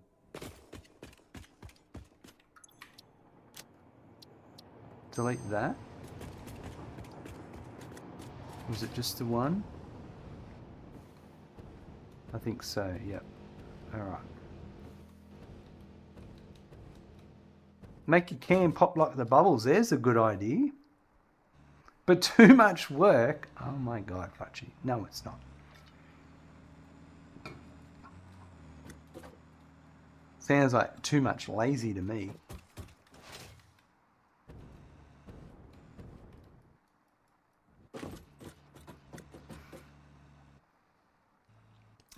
You need to rest now. We'll see you all later. No worries. Thanks very much for coming by with your wonderful community. I'll do my best to look after them. And if not, then, well, people will be sad. But that's not going to happen. Frutchy sits a lazy ass in a comfy chair. Needs a look. Thank you very much, Frutchy. Raider from Frutchy, who also has the artist emote. She has done a few of my emotes. Screw Love is one of them. Some of my Randy emotes. I think the Smirkin' High emote is one.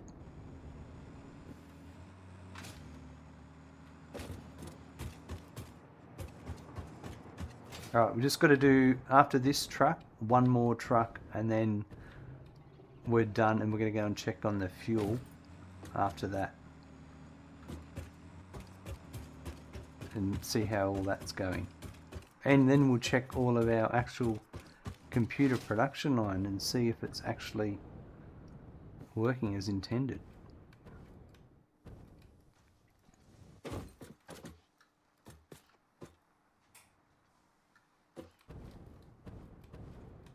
So I was redoing these quartz truck routes because they were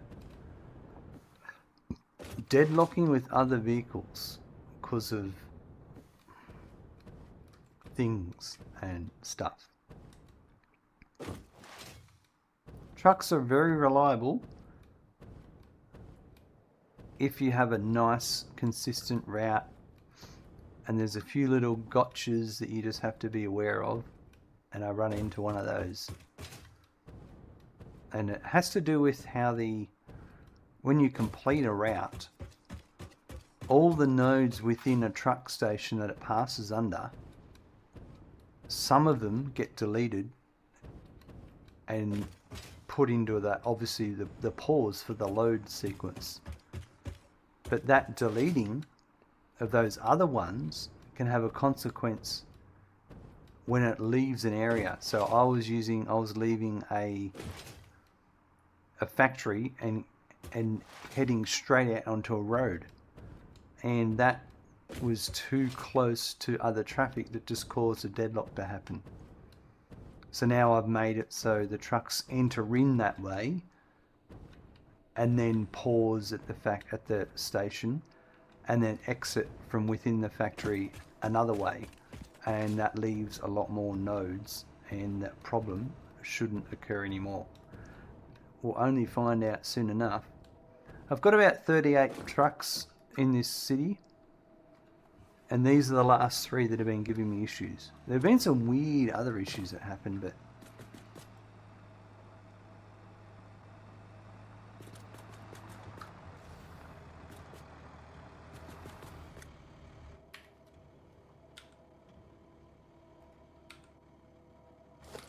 alright, so I'll leave that one there, and we'll just do this last one. Coffee Then Code, it's been a long time since I've played Satisfactory. Can you make path parts and have a truck pick up a new part, so you could do a path part to an intersection and then have other parts that go in different directions and specify which one to choose? So a truck station either unloads or loads. That's it. So that's the complexity of it. It's this little switch here, load and unload. So if you wanted to drop something off and then pick something else up, you would have to make sure that this truck station was empty. So when it unloaded, the entire load of the truck would empty out, and then you go on to the next truck station, and then you could do a load at the next station. But you're starting to get complicated because you've got to guarantee that there's enough room in the station to take something. You're better off doing separate routes.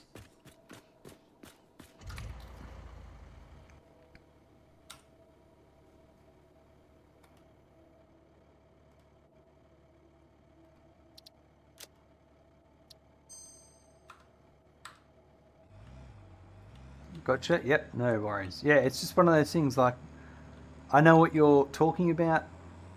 It sounds great in theory, but it's also unfortunately just a bit complicated.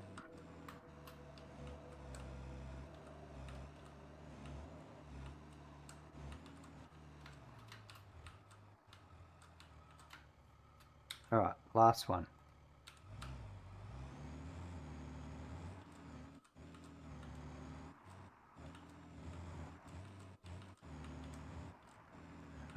What you could do, though, something that's similar but different, is truck stations are available for all sorts of vehicles. So a truck station works for a tractor. It works for an Explorer. Explorer has an even smaller inventory size. But you know what has the smallest inventory size? The factory cart. And the factory cart can have automated routes. It can unload and load at truck stations. They just take one stack. Now, if you're transporting something that doesn't make a lot, and there's maybe only ever going to be less than one stack there, then that's an ideal solution. And on the plus side, the factory cart requires no fuel source. So it makes for an even simpler solution.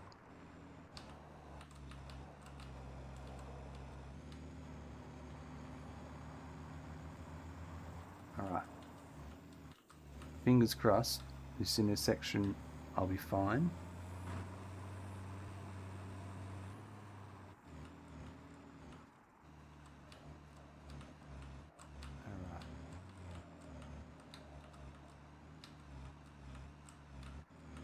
I'm just gonna wing it there. That was probably a bit ballsy, but I wanted to get past.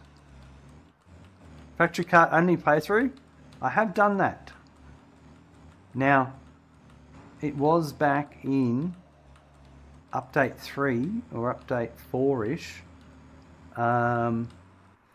If you go there to my playthroughs on my website, there is a Dune Desert playthrough that is all factory carts.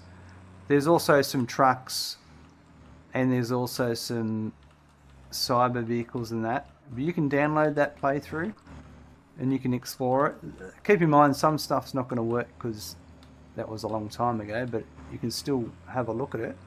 But I had a whole floor of factory carts, and I had it in such a way that a truck station hit zone for loading and unloading a vehicle actually is a bit underneath it too. So I had the truck stations on the factory floor level, and on that transport level I had some ramps underneath the truck station and a hole, and I had the factory cart come up, it'd get loaded from the truck station and then drive down, and then so it was a whole floor of just factory carts making their way around. And when things aren't very far apart, it actually makes for a really good solution. I'd like to try it again. Alright, so I'm going to save this. This is route number 19.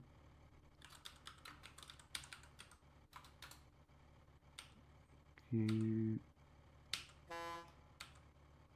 Enable E. Alright. And you're going to take off.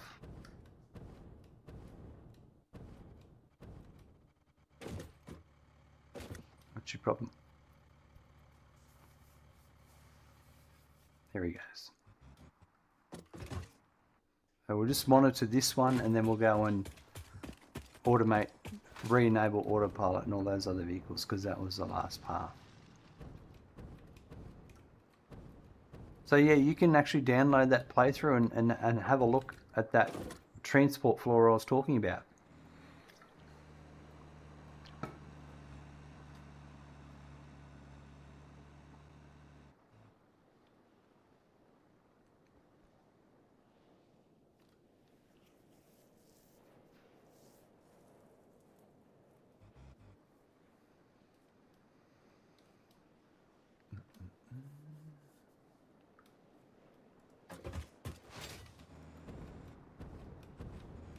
Night site, did Anthor build that specifically for you, or is it available to others? Also, tell you all about Voxel Tycoon, and now I want that. Yeah, Voxel Tycoon, nice game. I'm going to play that again soon and update my website because it's a bit outdated. I commissioned Anthor to build that specifically for me, that website. I paid him a nice amount of money. Yeah, because I've known Anthor for quite a while, because back in update, I think we discovered it, he started watching me play it when I was playing update 2 maybe, a whiles back, and we've done a lot together. There's a lot of stuff in the calculator that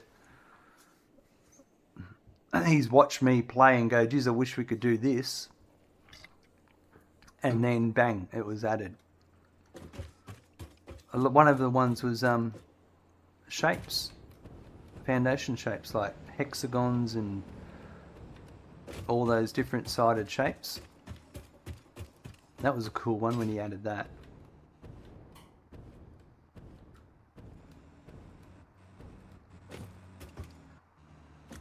Alright, so it comes in here. But very nice person, Anthor. And he also, I don't know if you know much about him,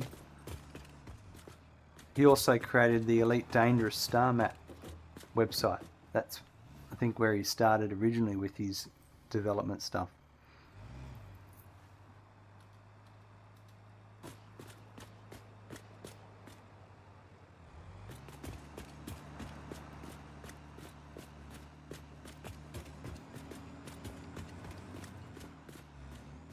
And he used to do like, he used to work as well, but now I think he's able to survive on everything from all the sites that he brings in, which is really cool. What a great dream. And be able to support yourself like that.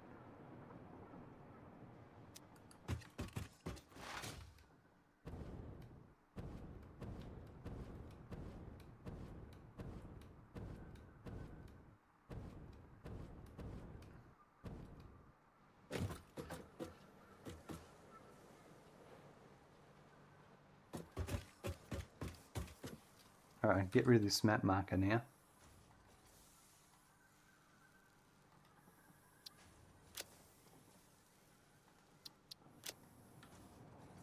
That was just to help me know where to turn. Alright, we'll go and turn on the other vehicles, and then we'll go and check out where our fuel production is up to and how that's working.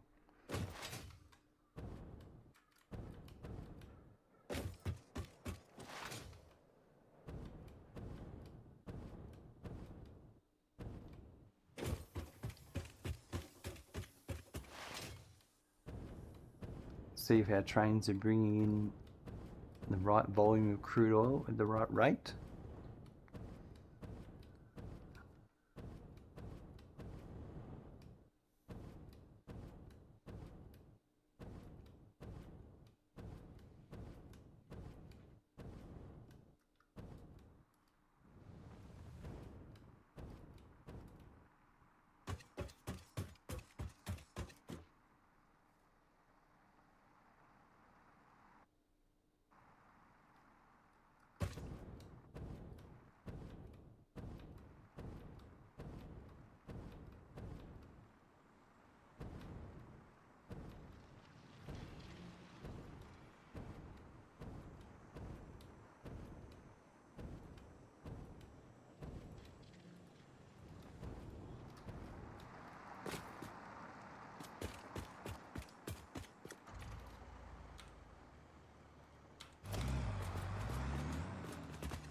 Let that one go.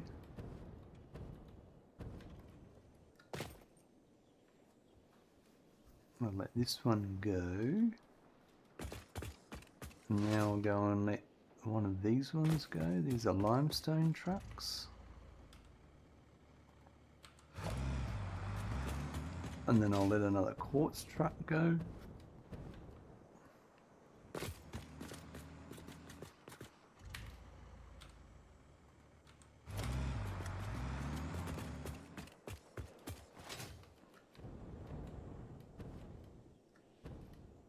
And another limestone.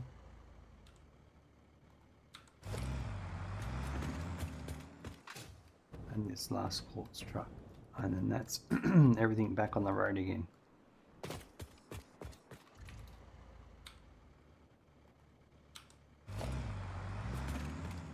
Let's go and see those in action too.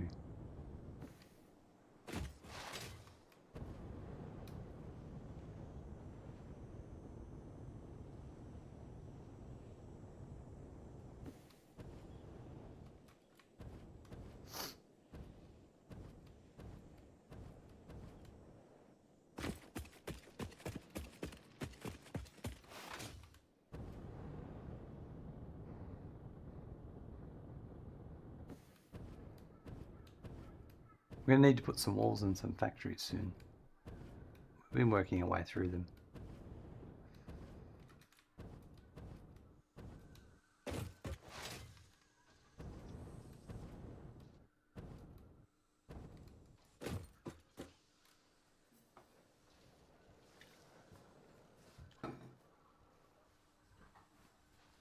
Alright, so 17's already got here. This is a perfect example of what I was trying to fix. So that truck bumped into him, he broke, but it didn't cause a deadlock. and there'll be another truck about to come around this corner here. I'd be interested to see who stopped. And yeah, there he comes. Oh, he stopped. Now he's allowed to go, but because he's an idiot, he reversed up. There he goes. And now he decides to brake and let him through. And now he'll go. But it's working. And now that's one of the ones coming back out.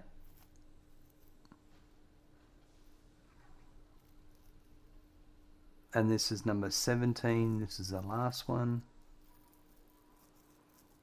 Yeah, it's working beautifully.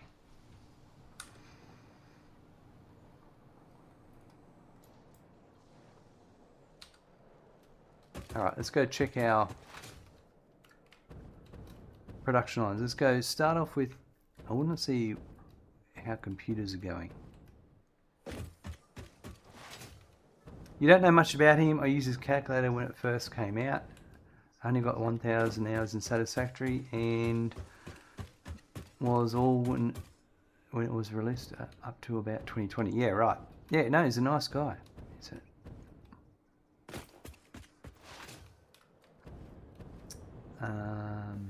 yeah. Alright, so this is the computer factory over here so far.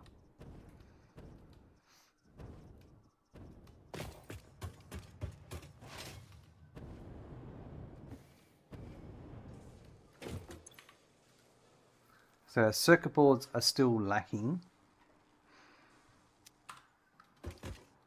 That'll be a plastic issue. And that'll probably be a heavy oil residue issue.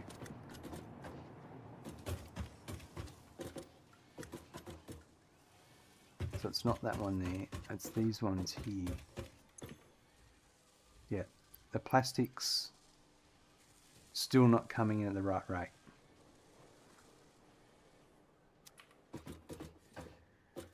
And this one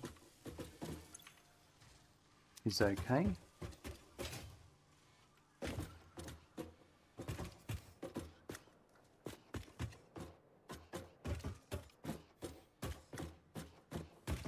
And this one here is also not coming at the right rate. So let's go and investigate why that plastic is not coming at the rate I need. And it'll be, it's either the crude oil isn't coming in quick enough, which that's what it could be actually. We've got a couple of different production lines.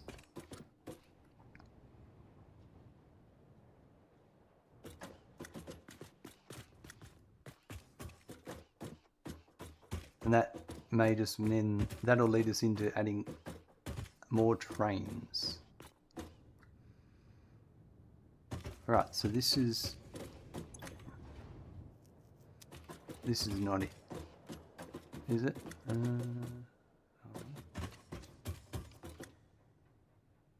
Yep. Okay, so heavy oil residue is a build-up of heavy oil residue is currently the issue. So I think I might flush the pipes, because I think that's going to be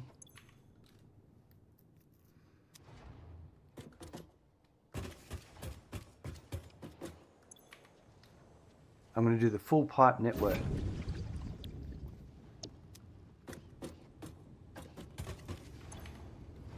Because there's stuff will be buffered in the other machines.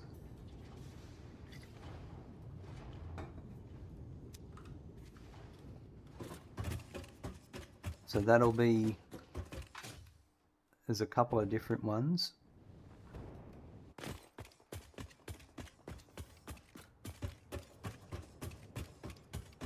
That should be powered. Yep, okay. This petroleum coke's doing, so there's heavy oil residue coming in, maxed out. This petroleum coke's maxed out. Okay. So what's my, have I made a mistake here? I've made a mistake here. That's Mark II. That's Mark II. So that's fine. That's Mark III, which should be fine.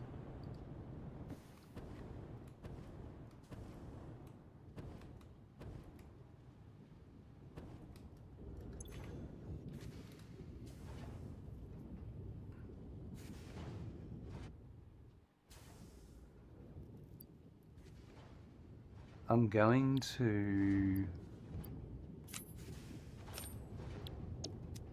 purge just the coke.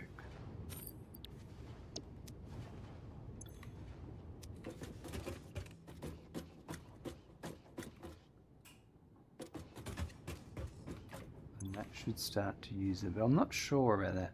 We're gonna... Oh, I know what I need to do as well. Oh, see, I shouldn't have the...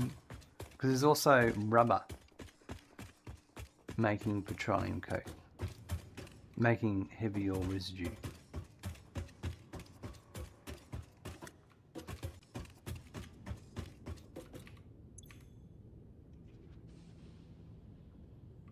Where's your crude oil?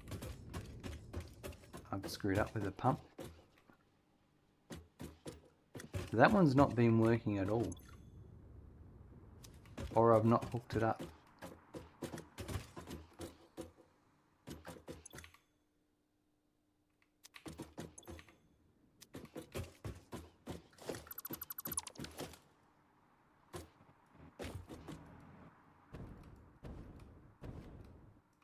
Yeah, that's a pump issue.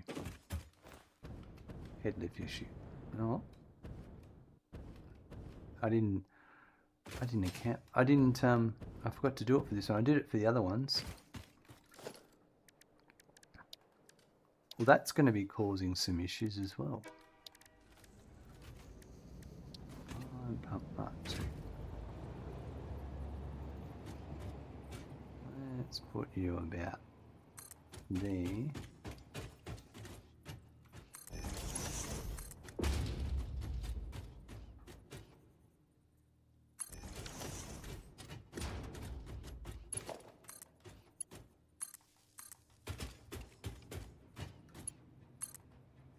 I don't know if I should have done that, because that's part of something else. So it's done now. I'll change it later if I don't like it.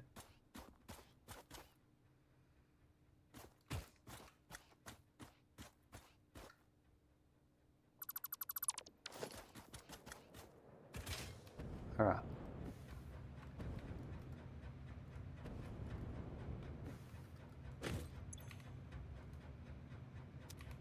That's fine. It's interesting. So I wonder...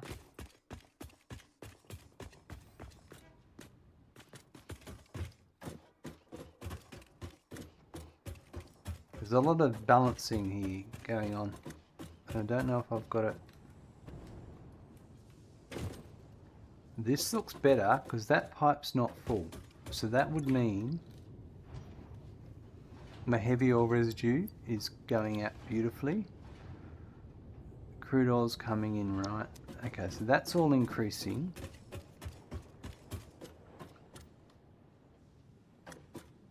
Now let's go up. There's also another one at the other end I'm going to check. But we need to go here. Receiving Fix-It Elevated announcement. Personal fridges are not to be used in off-hour scientific experiments. Some of us keep our lunch in there, you barbarians. Ada, you don't eat. It's the same thing here again.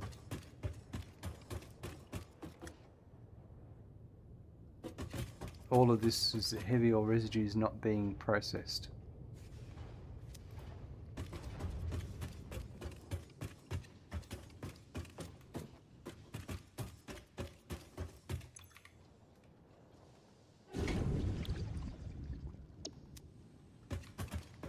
Do that.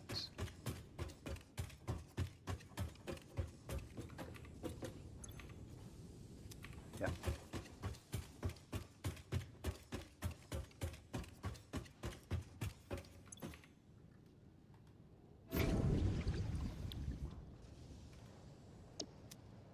And that one.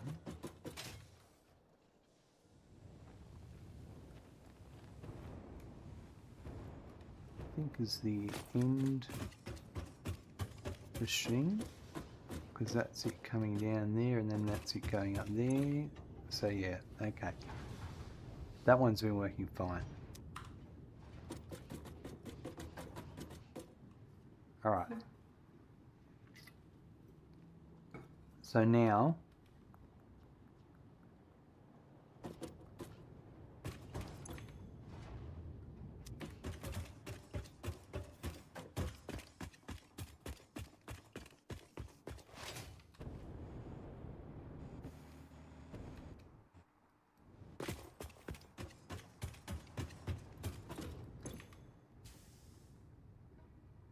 where is all this coming from?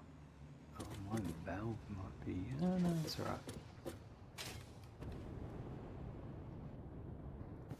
We're going to...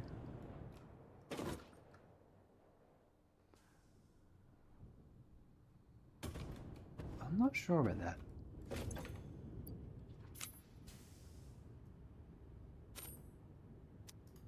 I've done something wrong here because...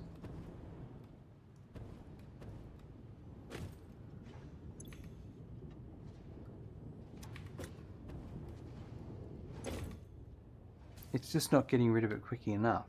It makes 120 per minute. That's a Mark II belt. That's 120 per minute. That's 120. So there's 240 coming out here. So that would have to be a Mark III. Straight ahead is petroleum coke. Left is overflow. And as you can see,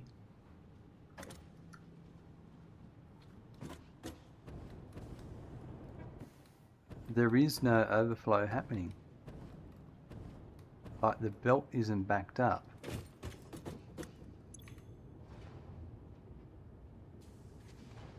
This is building up more than it can ship it out. It doesn't make sense.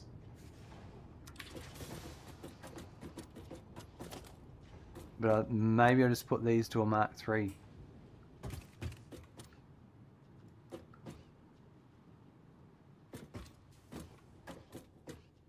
It might just be one of those situations.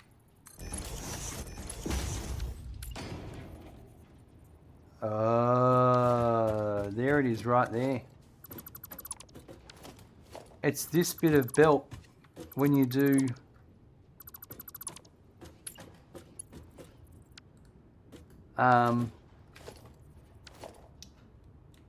blueprints, and it never gets upgraded.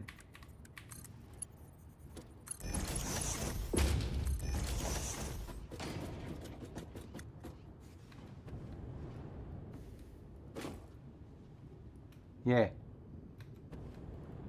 That's something to be really careful about. That's the downside. That's the only thing I don't like about blueprints is how it creates an extra bit of belt.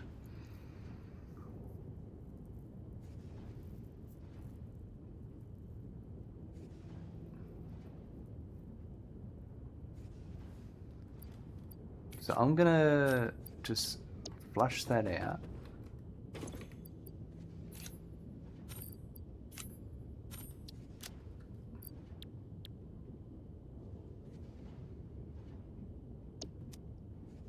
But these here,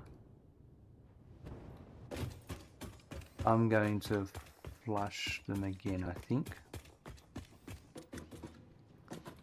Because it's this one.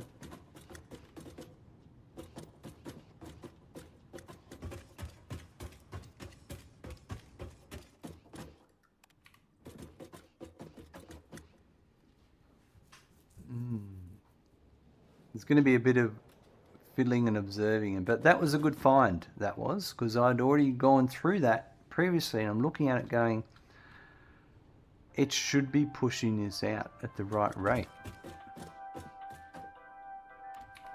And it wasn't.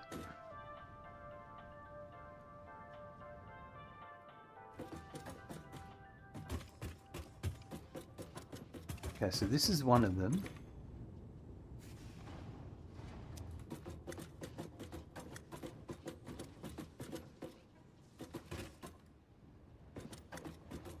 No, it's not. Hold on. Yeah, that's one of them. The other one's higher up. Okay, so it might be alright. Because they're not backed up. There's no heavy oil residue back up now in these ones. So it was only what was pumped out of the pipes. If I go up to the top again, so I think we're right on that front there.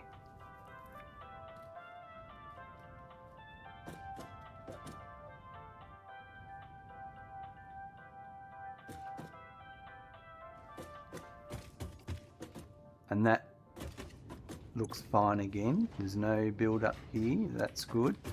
Alright, we're onto something now.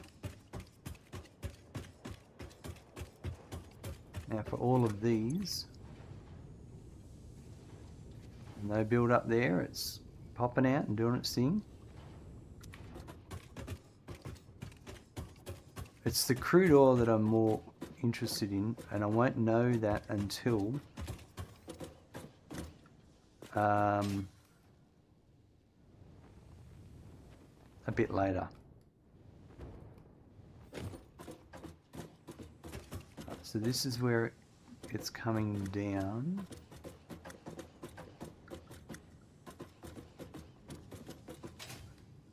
Yeah, it's still coming down. Yeah, that's where it's coming down. That's where it's coming back up, and that one's going to... That's what's going over to turbo fuel land. Yep. Or to diluted fuel. Packaged. So this one, there's no build up there, which is good. And there's no build up there, it's getting rid of it. That's excellent.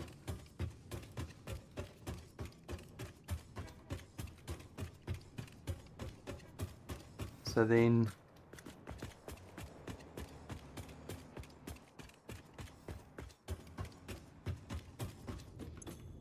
these are full, that's fine, but the pipes leading in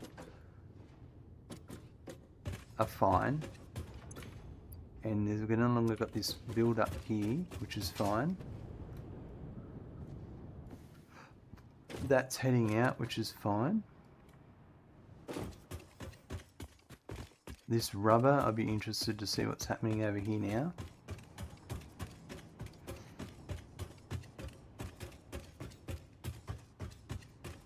So this is the one that wasn't working before. It's got a little bit of a build up.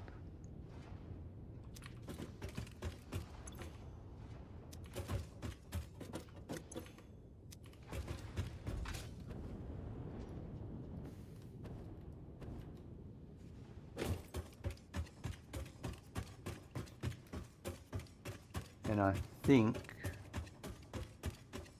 that might be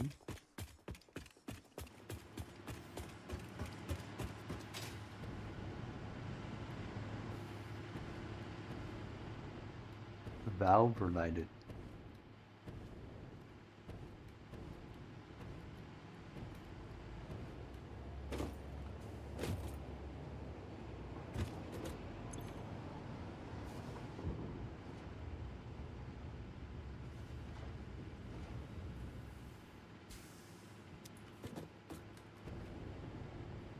I'm going to get rid of this valve. You know what I'm going to do? I'm going to put a an unpowered pump to act as a valve.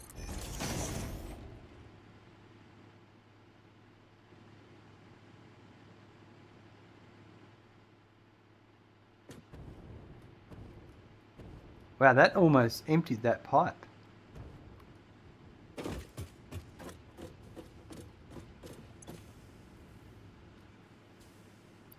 And I'm getting better numbers.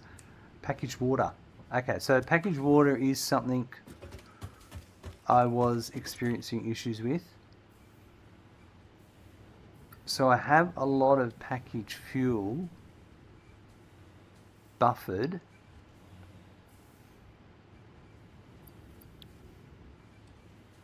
I still think I need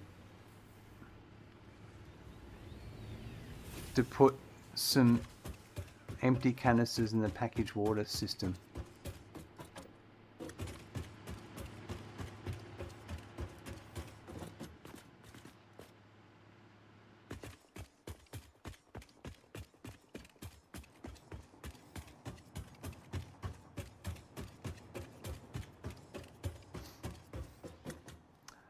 Can you explain unused pump as a valve? I believe, Deglad, I've seen a few people test it and it's been one of those things for a while, is that if you don't power a pump, it will act as a valve. It's as simple as that. You can't change volume with it. Like you can't change how much you're sending through.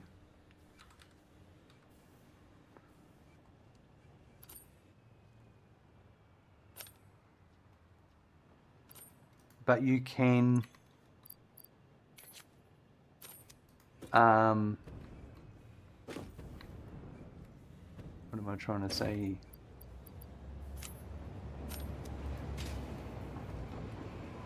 That was the wrong one to put 100 in.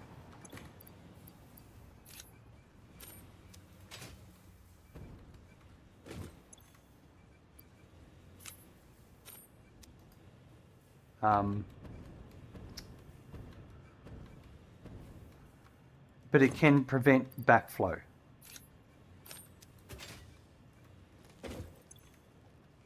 Is check valve what you're looking for, Zinlu? Check 1, 2, maybe. All I wanted to prevent, yeah, a non-return valve. So no flowing back, yes. And yeah, check valve could be another way of explaining it.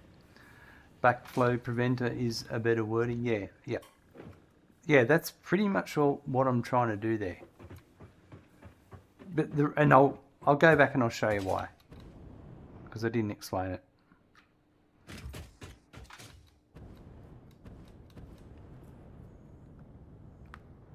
So this is the turbo fuel factory.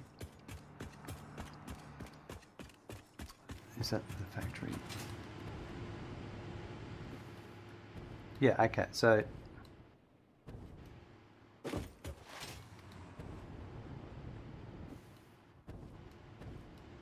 this is the fuel factory, and I'm making diluted packaged fuel, and I've got heavy oil residue here. This is coming from higher up over there, and this heavy oil residue in this one here, it's coming from the same level as these ones. So I don't want the heavy oil residue coming down there, backfilling all the way back to the machines where I'm sending more through. So that's why I wanted a valve there. And the valve was, from what I could see, was causing some issues. If we go and have a look now, there shouldn't be a backfill. Now,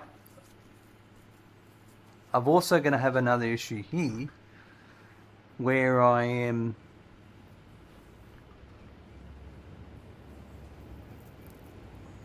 I've got a backlog of packaged fuel right now.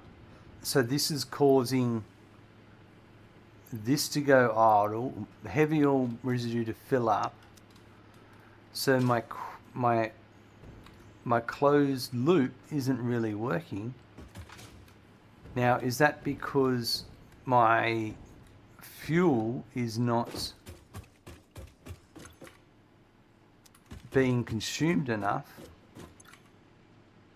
Because that's buffered. And is it because what I did was I left a bunch of, we've let machines spool up before they were available. So I could actually flush this completely, the whole network. Then that will allow these machines, because that heavy is already now backed up.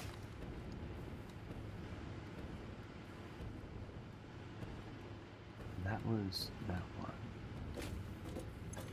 which I was really not wanting to happen. So I'm actually going to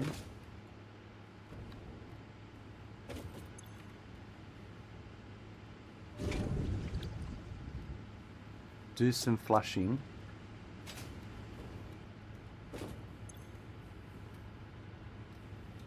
It's interesting here.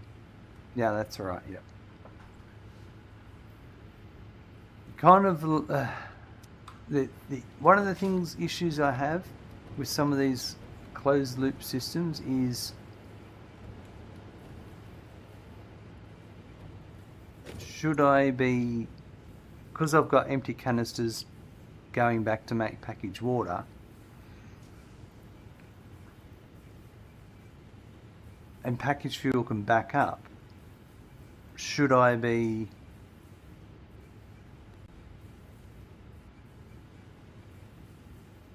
sinking excess packaged fuel in between? So from that machine to that machine, the only issue then is it's no longer a closed loop. And that would mean that the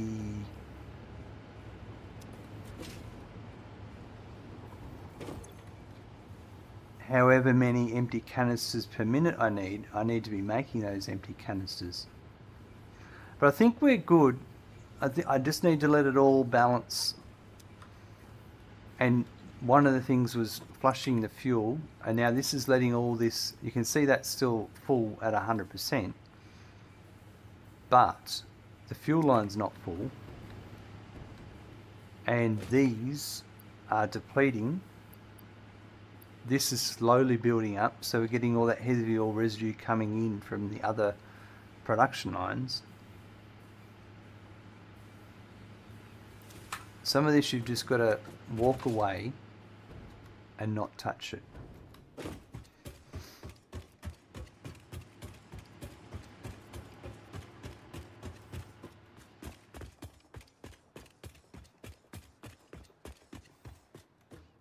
It kind of makes me want to package every fluid and then unpackage it before I use it, and then interesting, I've got a compacted coal shortage now.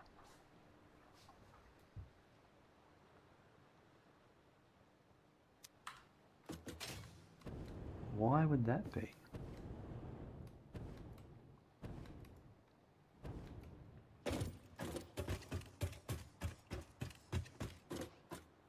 Because my trains aren't bringing in quick enough? 1, 2, 3, 4, 5, 6, 7, 8, 9, 10, 11, 12. So 11, 12, 13, 14. 2, 3, 4, 1. 1, Nice 2, work, 3, 4. Glad. 2, 3, 4. So I'm supposed to be having 162 compacted coal coming in per minute. So that would be coming in on a Mark III belt. That does not look like Mark III belt speeds. Well, it is to there. I've got to figure this out. So it goes to 11 machines. So this is 2 machines and 2 machines. That one's different, we'll ignore that. 14.73 per minute. Is there a calculation incorrect here? No, that's right. Yep. So 14.73. I know what it is. I bet you I know what it is. That's 58.92, so that should be Mark 2 belt. A Mark 1 belt there. That's fine.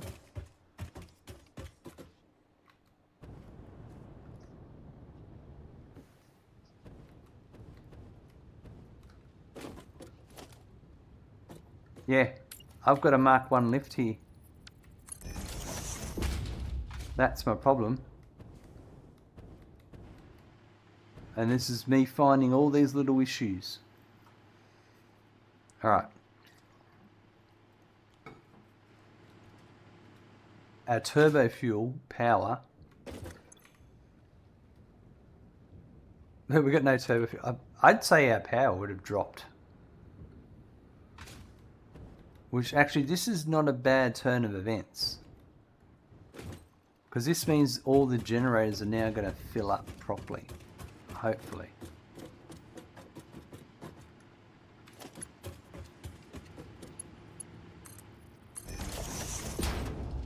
Yeah, look at that nasty line. There's a reason for that. It's so satisfying when the system really is closed, but darn, yeah. That's it, glad. I've definitely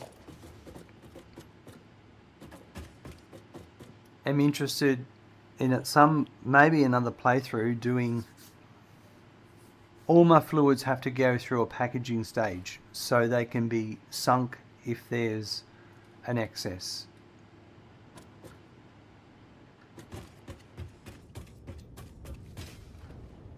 To remove all of the inconsistencies that can happen.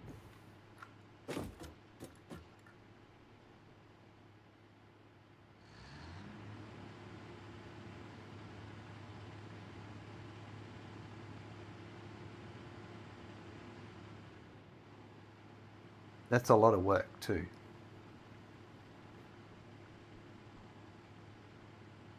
Mainly, specifically for things that are coming as a byproduct from one machine.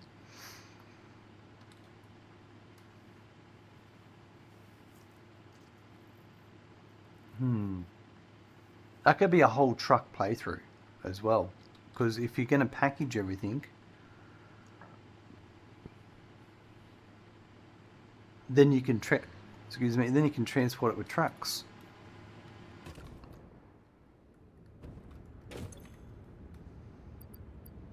I feel like I want to flush the fuel system again.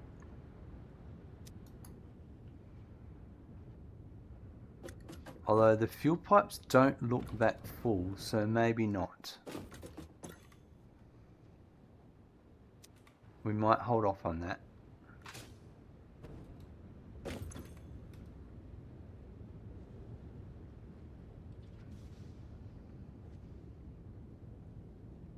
Because it's only these machines' buffers that are full.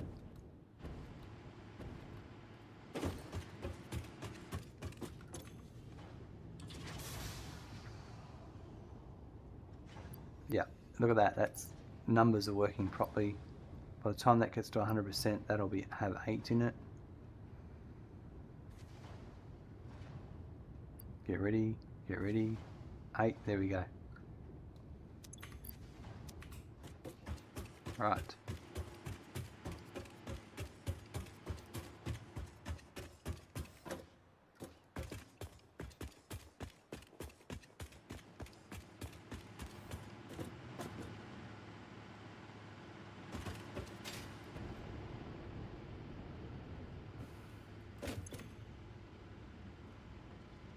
This, we have to ignore that one. That one's for rocket, that one's for turbo ammo, that one. Okay, so what have we got here? We're waiting on heavy oil residue. We've got plenty of packaged water, which is great.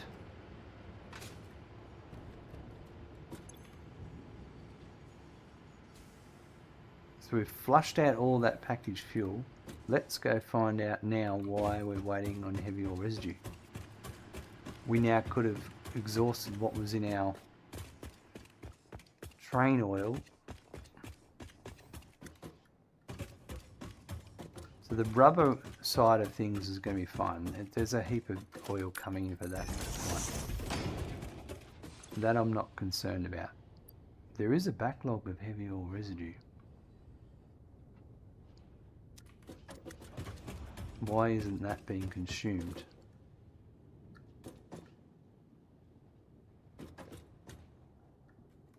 Is that a head lift issue? Let's follow. This is the top one.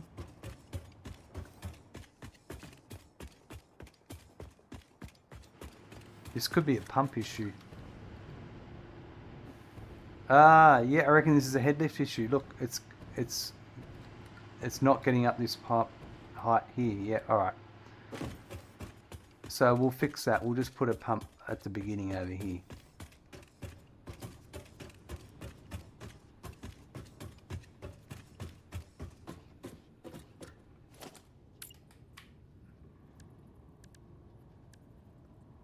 I don't care about how much power costs. We'll use a Mark II.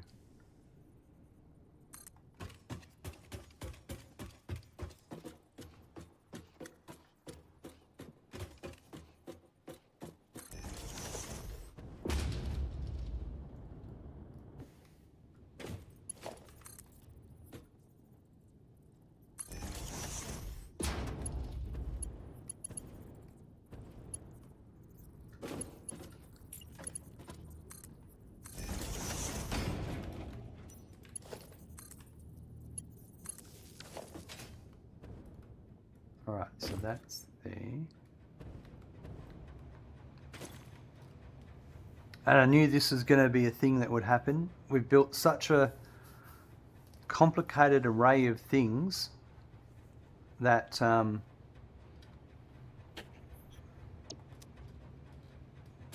there was going to be this happening. A whole period of trial and error, working out, okay, why isn't this working now?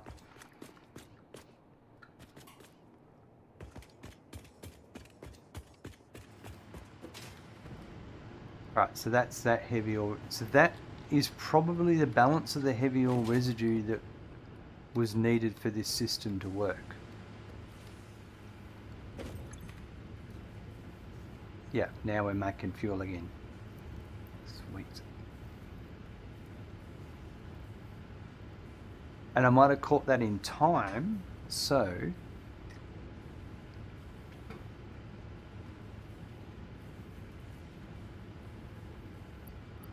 mind you, it looks like there's more coming in that's needed, but that might just be the filled buffers from the machines making their way through. And it will plateau out.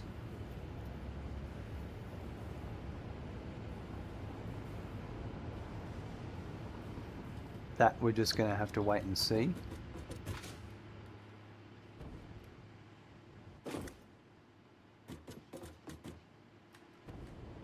And this pump hasn't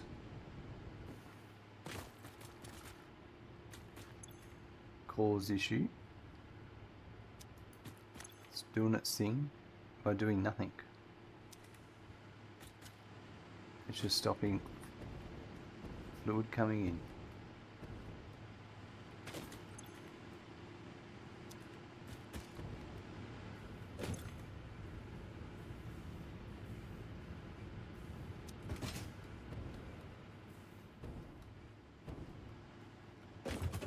Not complicated at all.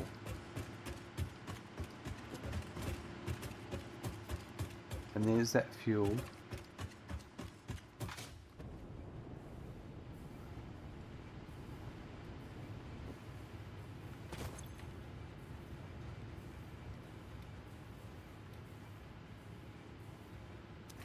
fine on that one.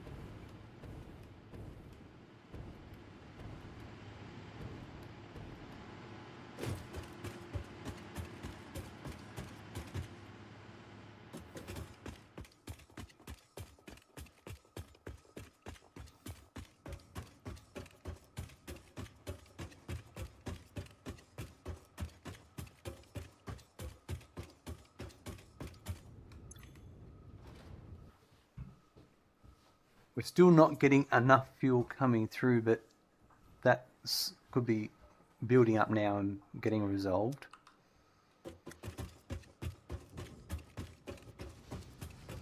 That's just, I need to stand back and let it happen. These machines are here. No, because it needs to get to 12. It's getting closer.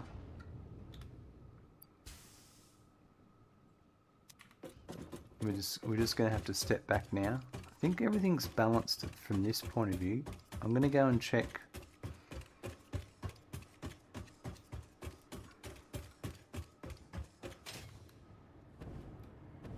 our plastic.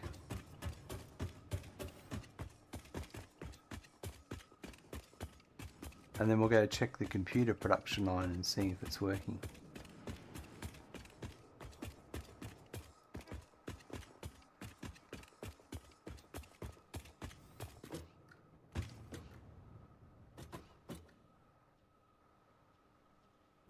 First one's an Explorer.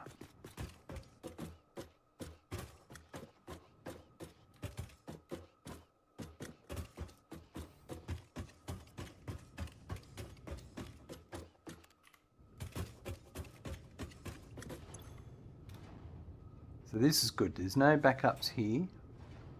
This is running at 100%. And these ones are separate. They have nothing to do with it.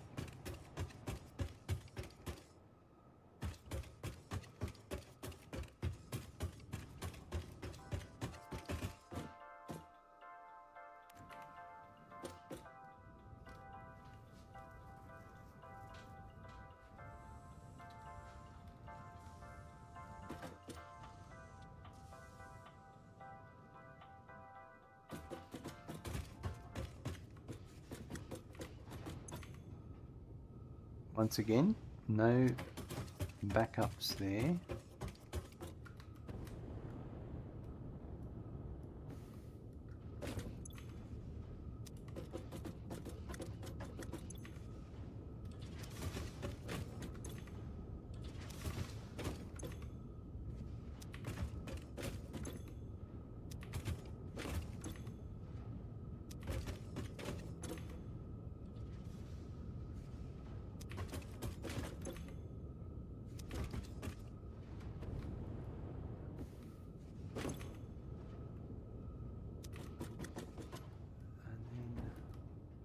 Right, so then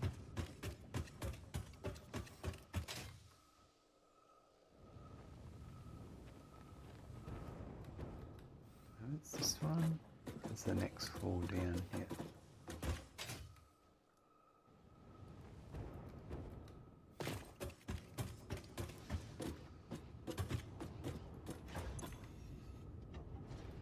And this one's fine. So in theory, my computers. Oh, is this ground floor? Yeah. My computer should now be perfect.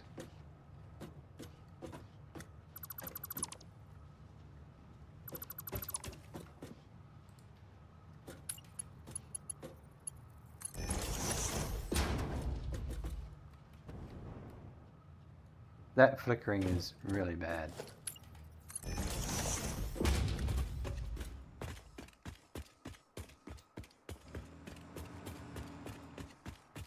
So the circuit board should be running better now,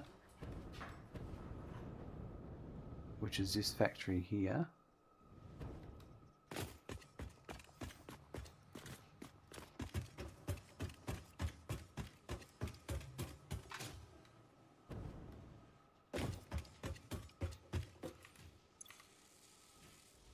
They're running at 100%, that's awesome.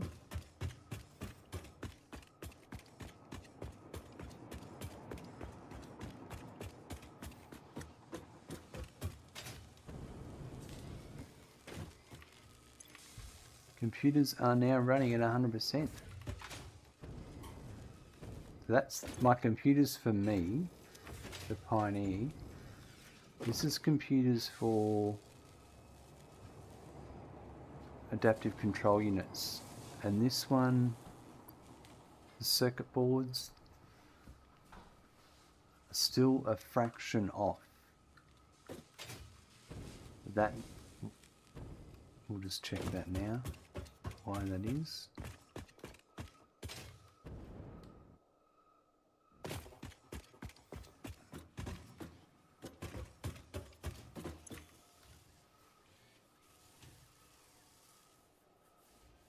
So it's at 99%.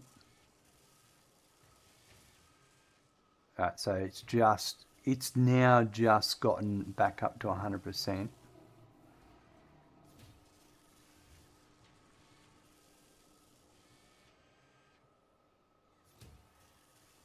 I'm just going to have a quick break. I'm going to leave you watching this. Well, that's hit 100 now. That's perfect. I'm just going to check the other machine upstairs because that one might have been for the adaptive control units which need circuit boards, but these are the ones are for the computers for the adaptive control units. So these are still at 94%. But the plastic's coming in at the right rate now by the looks of it, so it's just 6, 7, 8. So these are just about to hit 100. These should now be being made correctly anyway. That will change to 100% very shortly. So then back to the computer factory. They should almost be at 100%.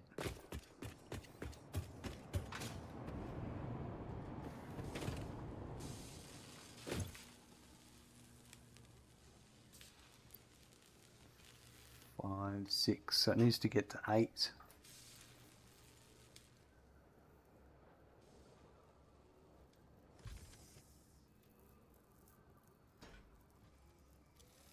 Yep, perfect.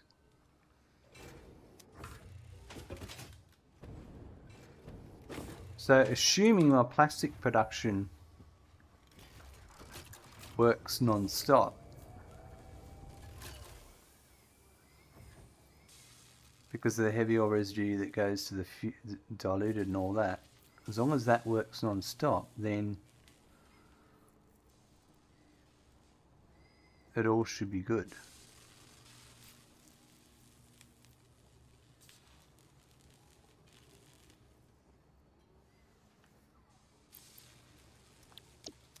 I feel like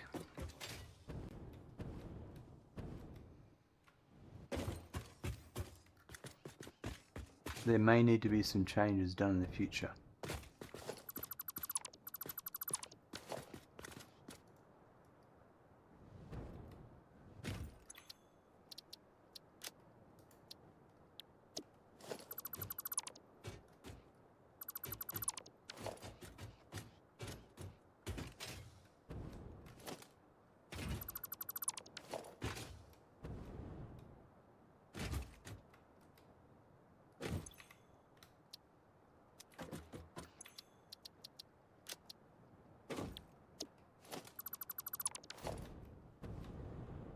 Just want to clean up just sort of a couple of things here.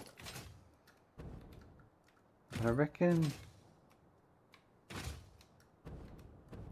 and let's have a look at their train stations and see. There's still a bit of tidy up with the train stations. I want to see how much crude oils, how that rate is keeping up or not keeping up. That one's not moving. Perfect timing.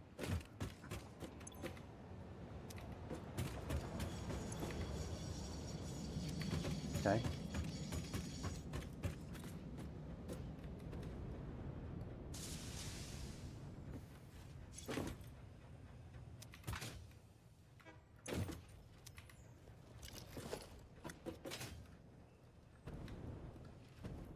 It's been consumed. I mean, that's the main thing. I can't really fault it right now. This is going to be a long term. I'm going to need to watch from weight.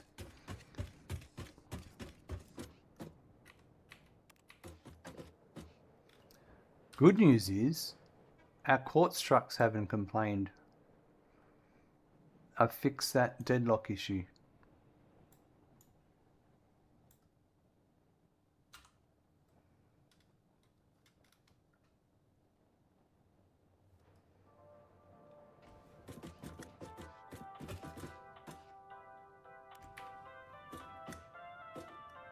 And we might go and have a look at the steel factory as well and check that out.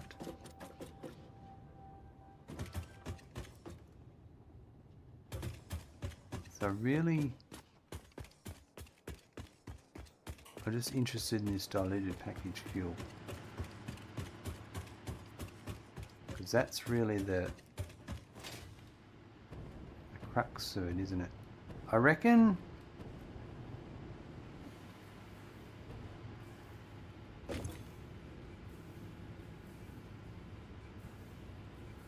it's running at 100% now.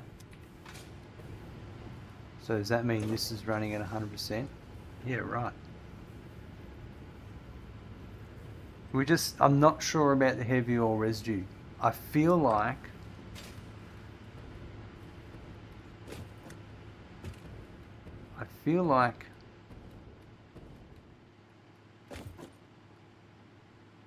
this here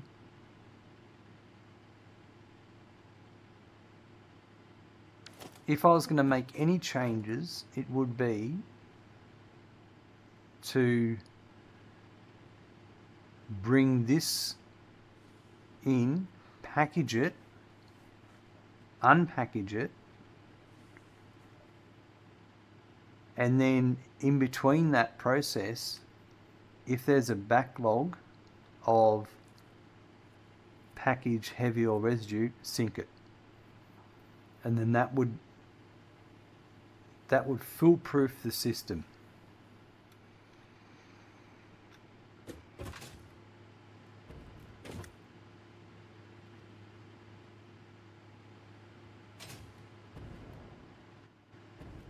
This one's full. This was my first turbo fuel, yeah, that's right. And that one was from the plastic coming. I mean that's a good example here.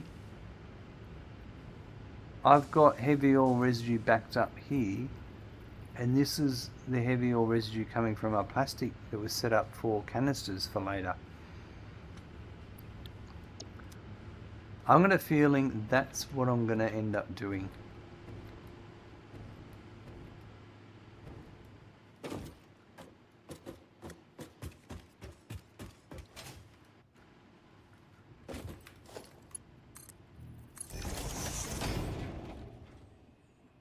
This is going to pick up, but yeah.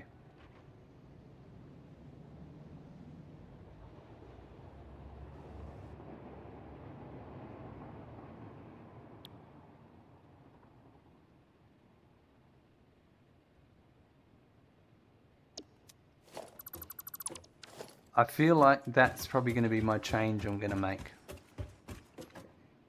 And probably for this system here as well. This one's not a bigger deal because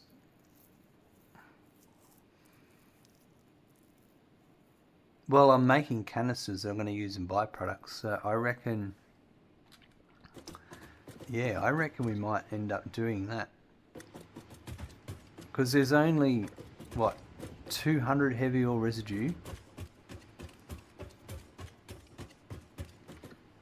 And then so that's 320. This one I'll deal with this turbo ammo, it's not a big deal. 320. How many canisters am I making per minute?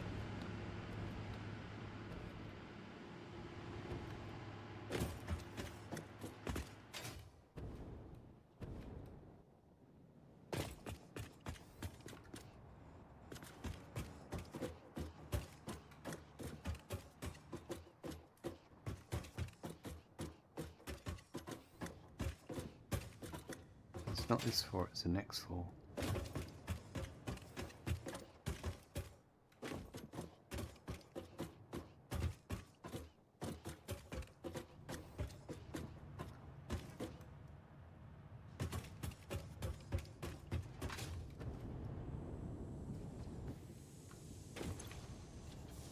So we're making 40.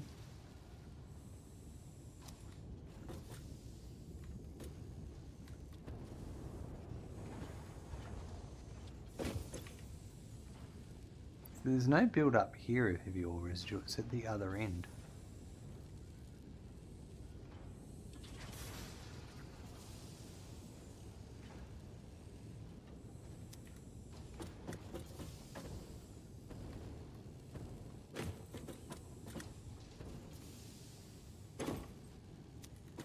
So it's 1, 2, 3, 4, 5, 6, 7, 8, 9, 10.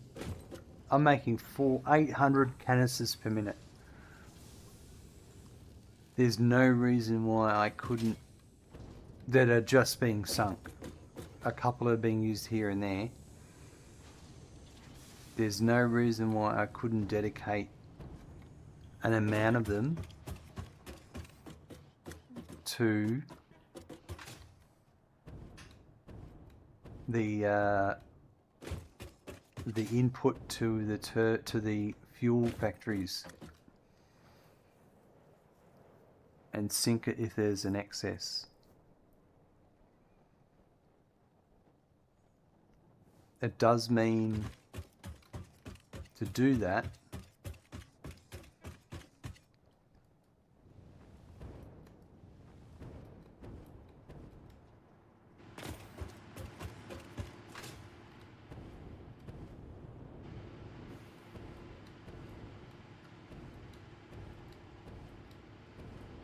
I need to change the factory a bit, kind of.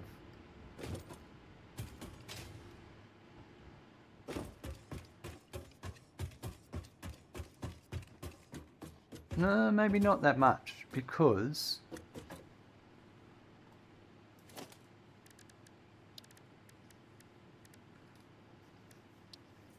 so a packager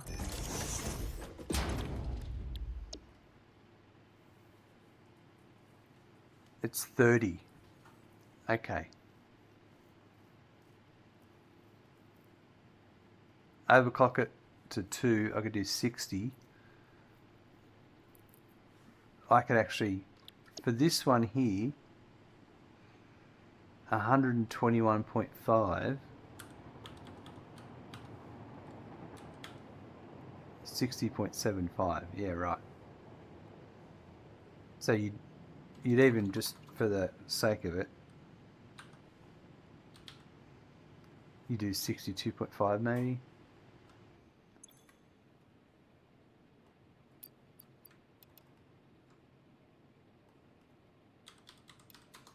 Yeah. So I could do 2 of those machines, and then to pack it coming in, then you'd have your smart splitters for overflow in between, and then your unpackages, and then you'd have, so that's 4 machines. So you could have, I could build it in this void space here. And I wouldn't need to change all the pipe work. I would just need to change, this is the entry, this coming in and that coming in. That could come into here. We could build the machines at this height. We have the canisters coming in. So I don't have to change the pipe layouts.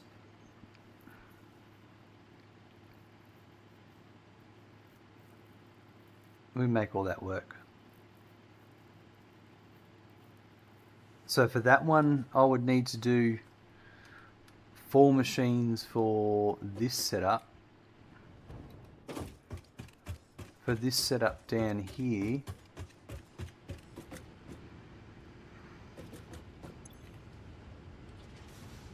That's 200 heavy oil residue coming in.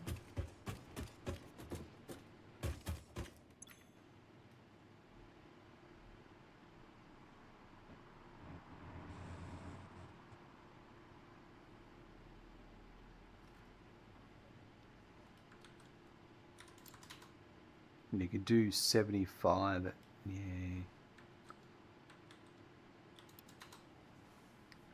50.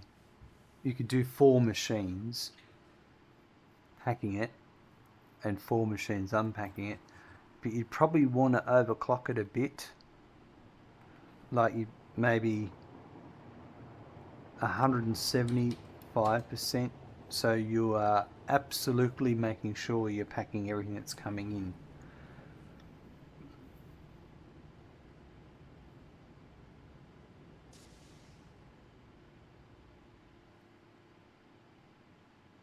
I think that's what I'm going to do.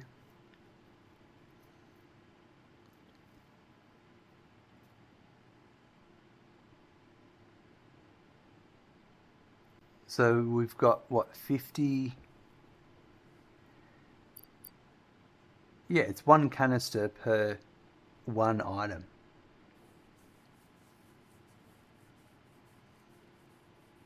So, like I said, I've got 800 canisters being made.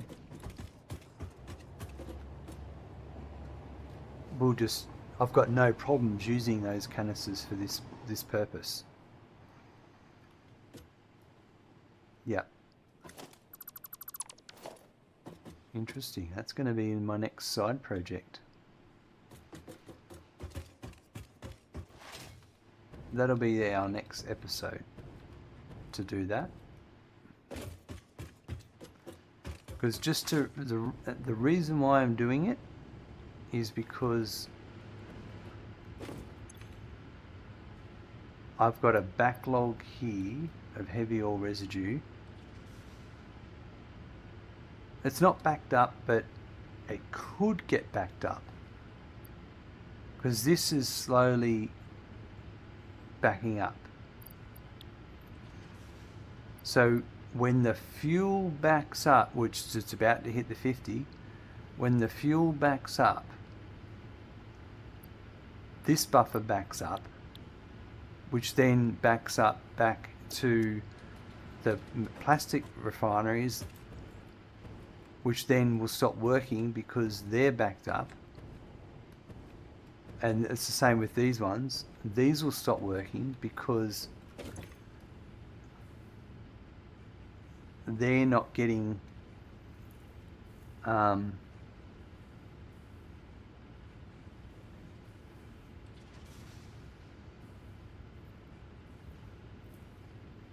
the computer. This is all the computer production line is happening. The computer production line is happening, but the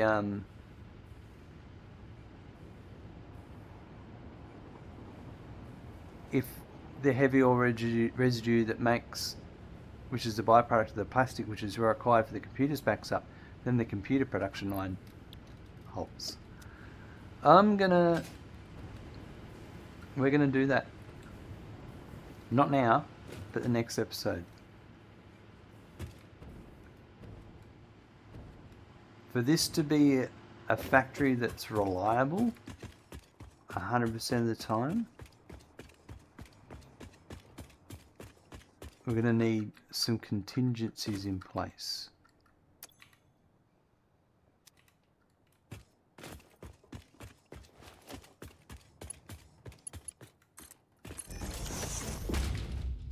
That power's actually settled down, which is a good thing.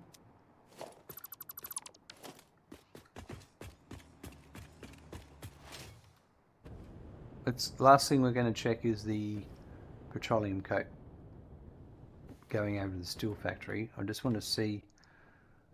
That should just be sunk at the moment at this far end, but I just want to check if it is.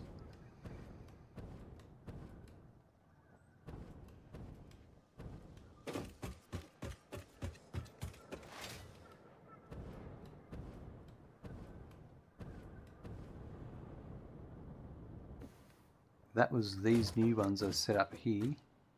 So here's the coke coming in.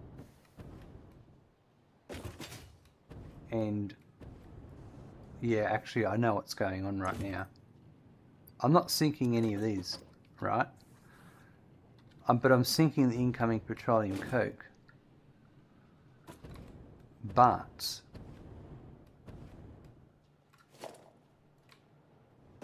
my sink belt is exhausted.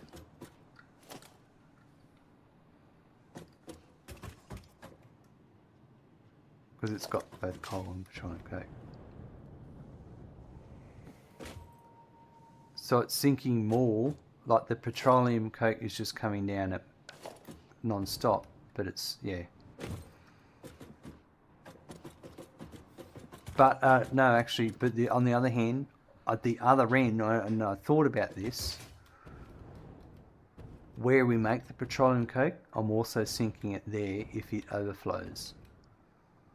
So if it's full at the moment, then this belt of petroleum coke coming in looks like it's starting and stopping, which means it's full in that factory. But that means the overflow should now be working back over here. Because I was thinking about that when I set it up, and I didn't want. It's one of the ones where I sink it at both ends.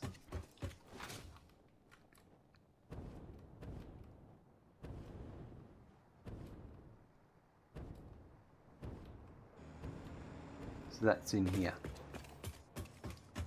And the evidence to that would be these should not be backed up.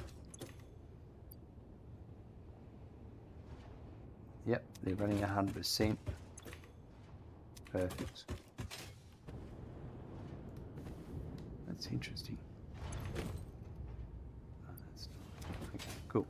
Yeah, so you can see here.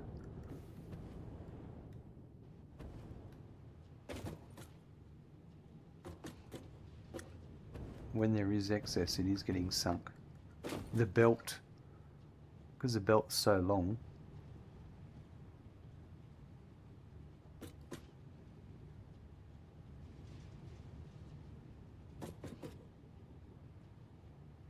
it's just not making. There it goes. There's a bit of excess, so that is working. That's awesome.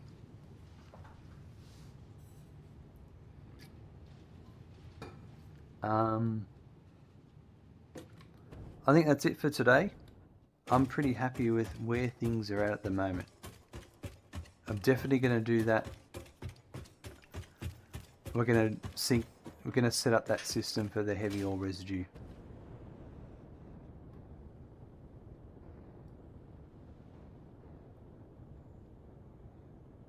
Because I feel like if I don't do it, the power is not going to be consistent. There's going to be something go wrong at some point, and it will cause a whole chain of events to occur. If I can limit that from happening,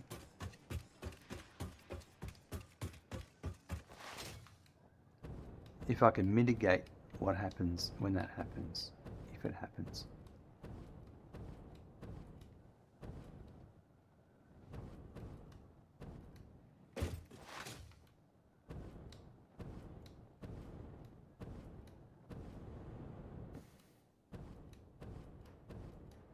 Alright, how many coupons today? Before I do that, how many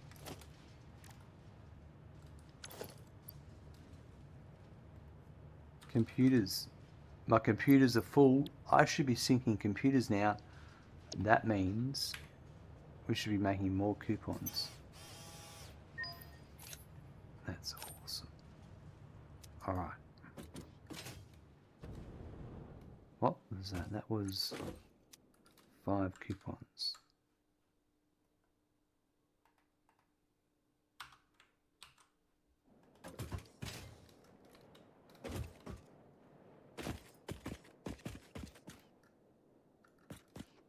What? We got deadlocks?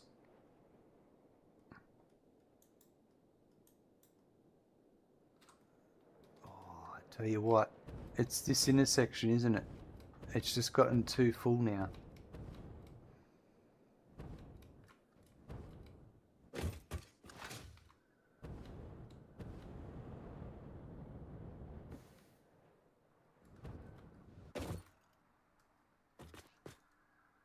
So I don't understand that. Like there's so much lead up there. There's no reason why these two should even get into this situation. Too much traffic at an intersection. So these quartz trucks I may have to do them again. It's like they need to add traffic lights for truck management. Tooth and nail, that'd be interesting actually.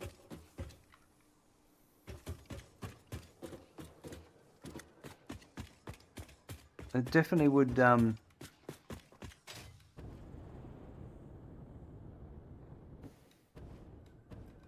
yeah, I'd like that.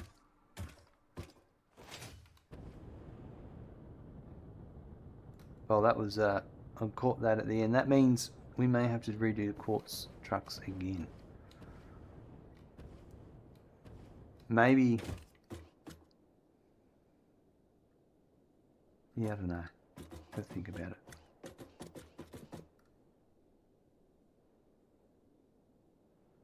That whole road's busy. That's part of my problem. Anyway. That's a headache for another day. Oh, today we finally got our trains finished. I fixed the train signalling issues I was having, trying to figure out how it all worked.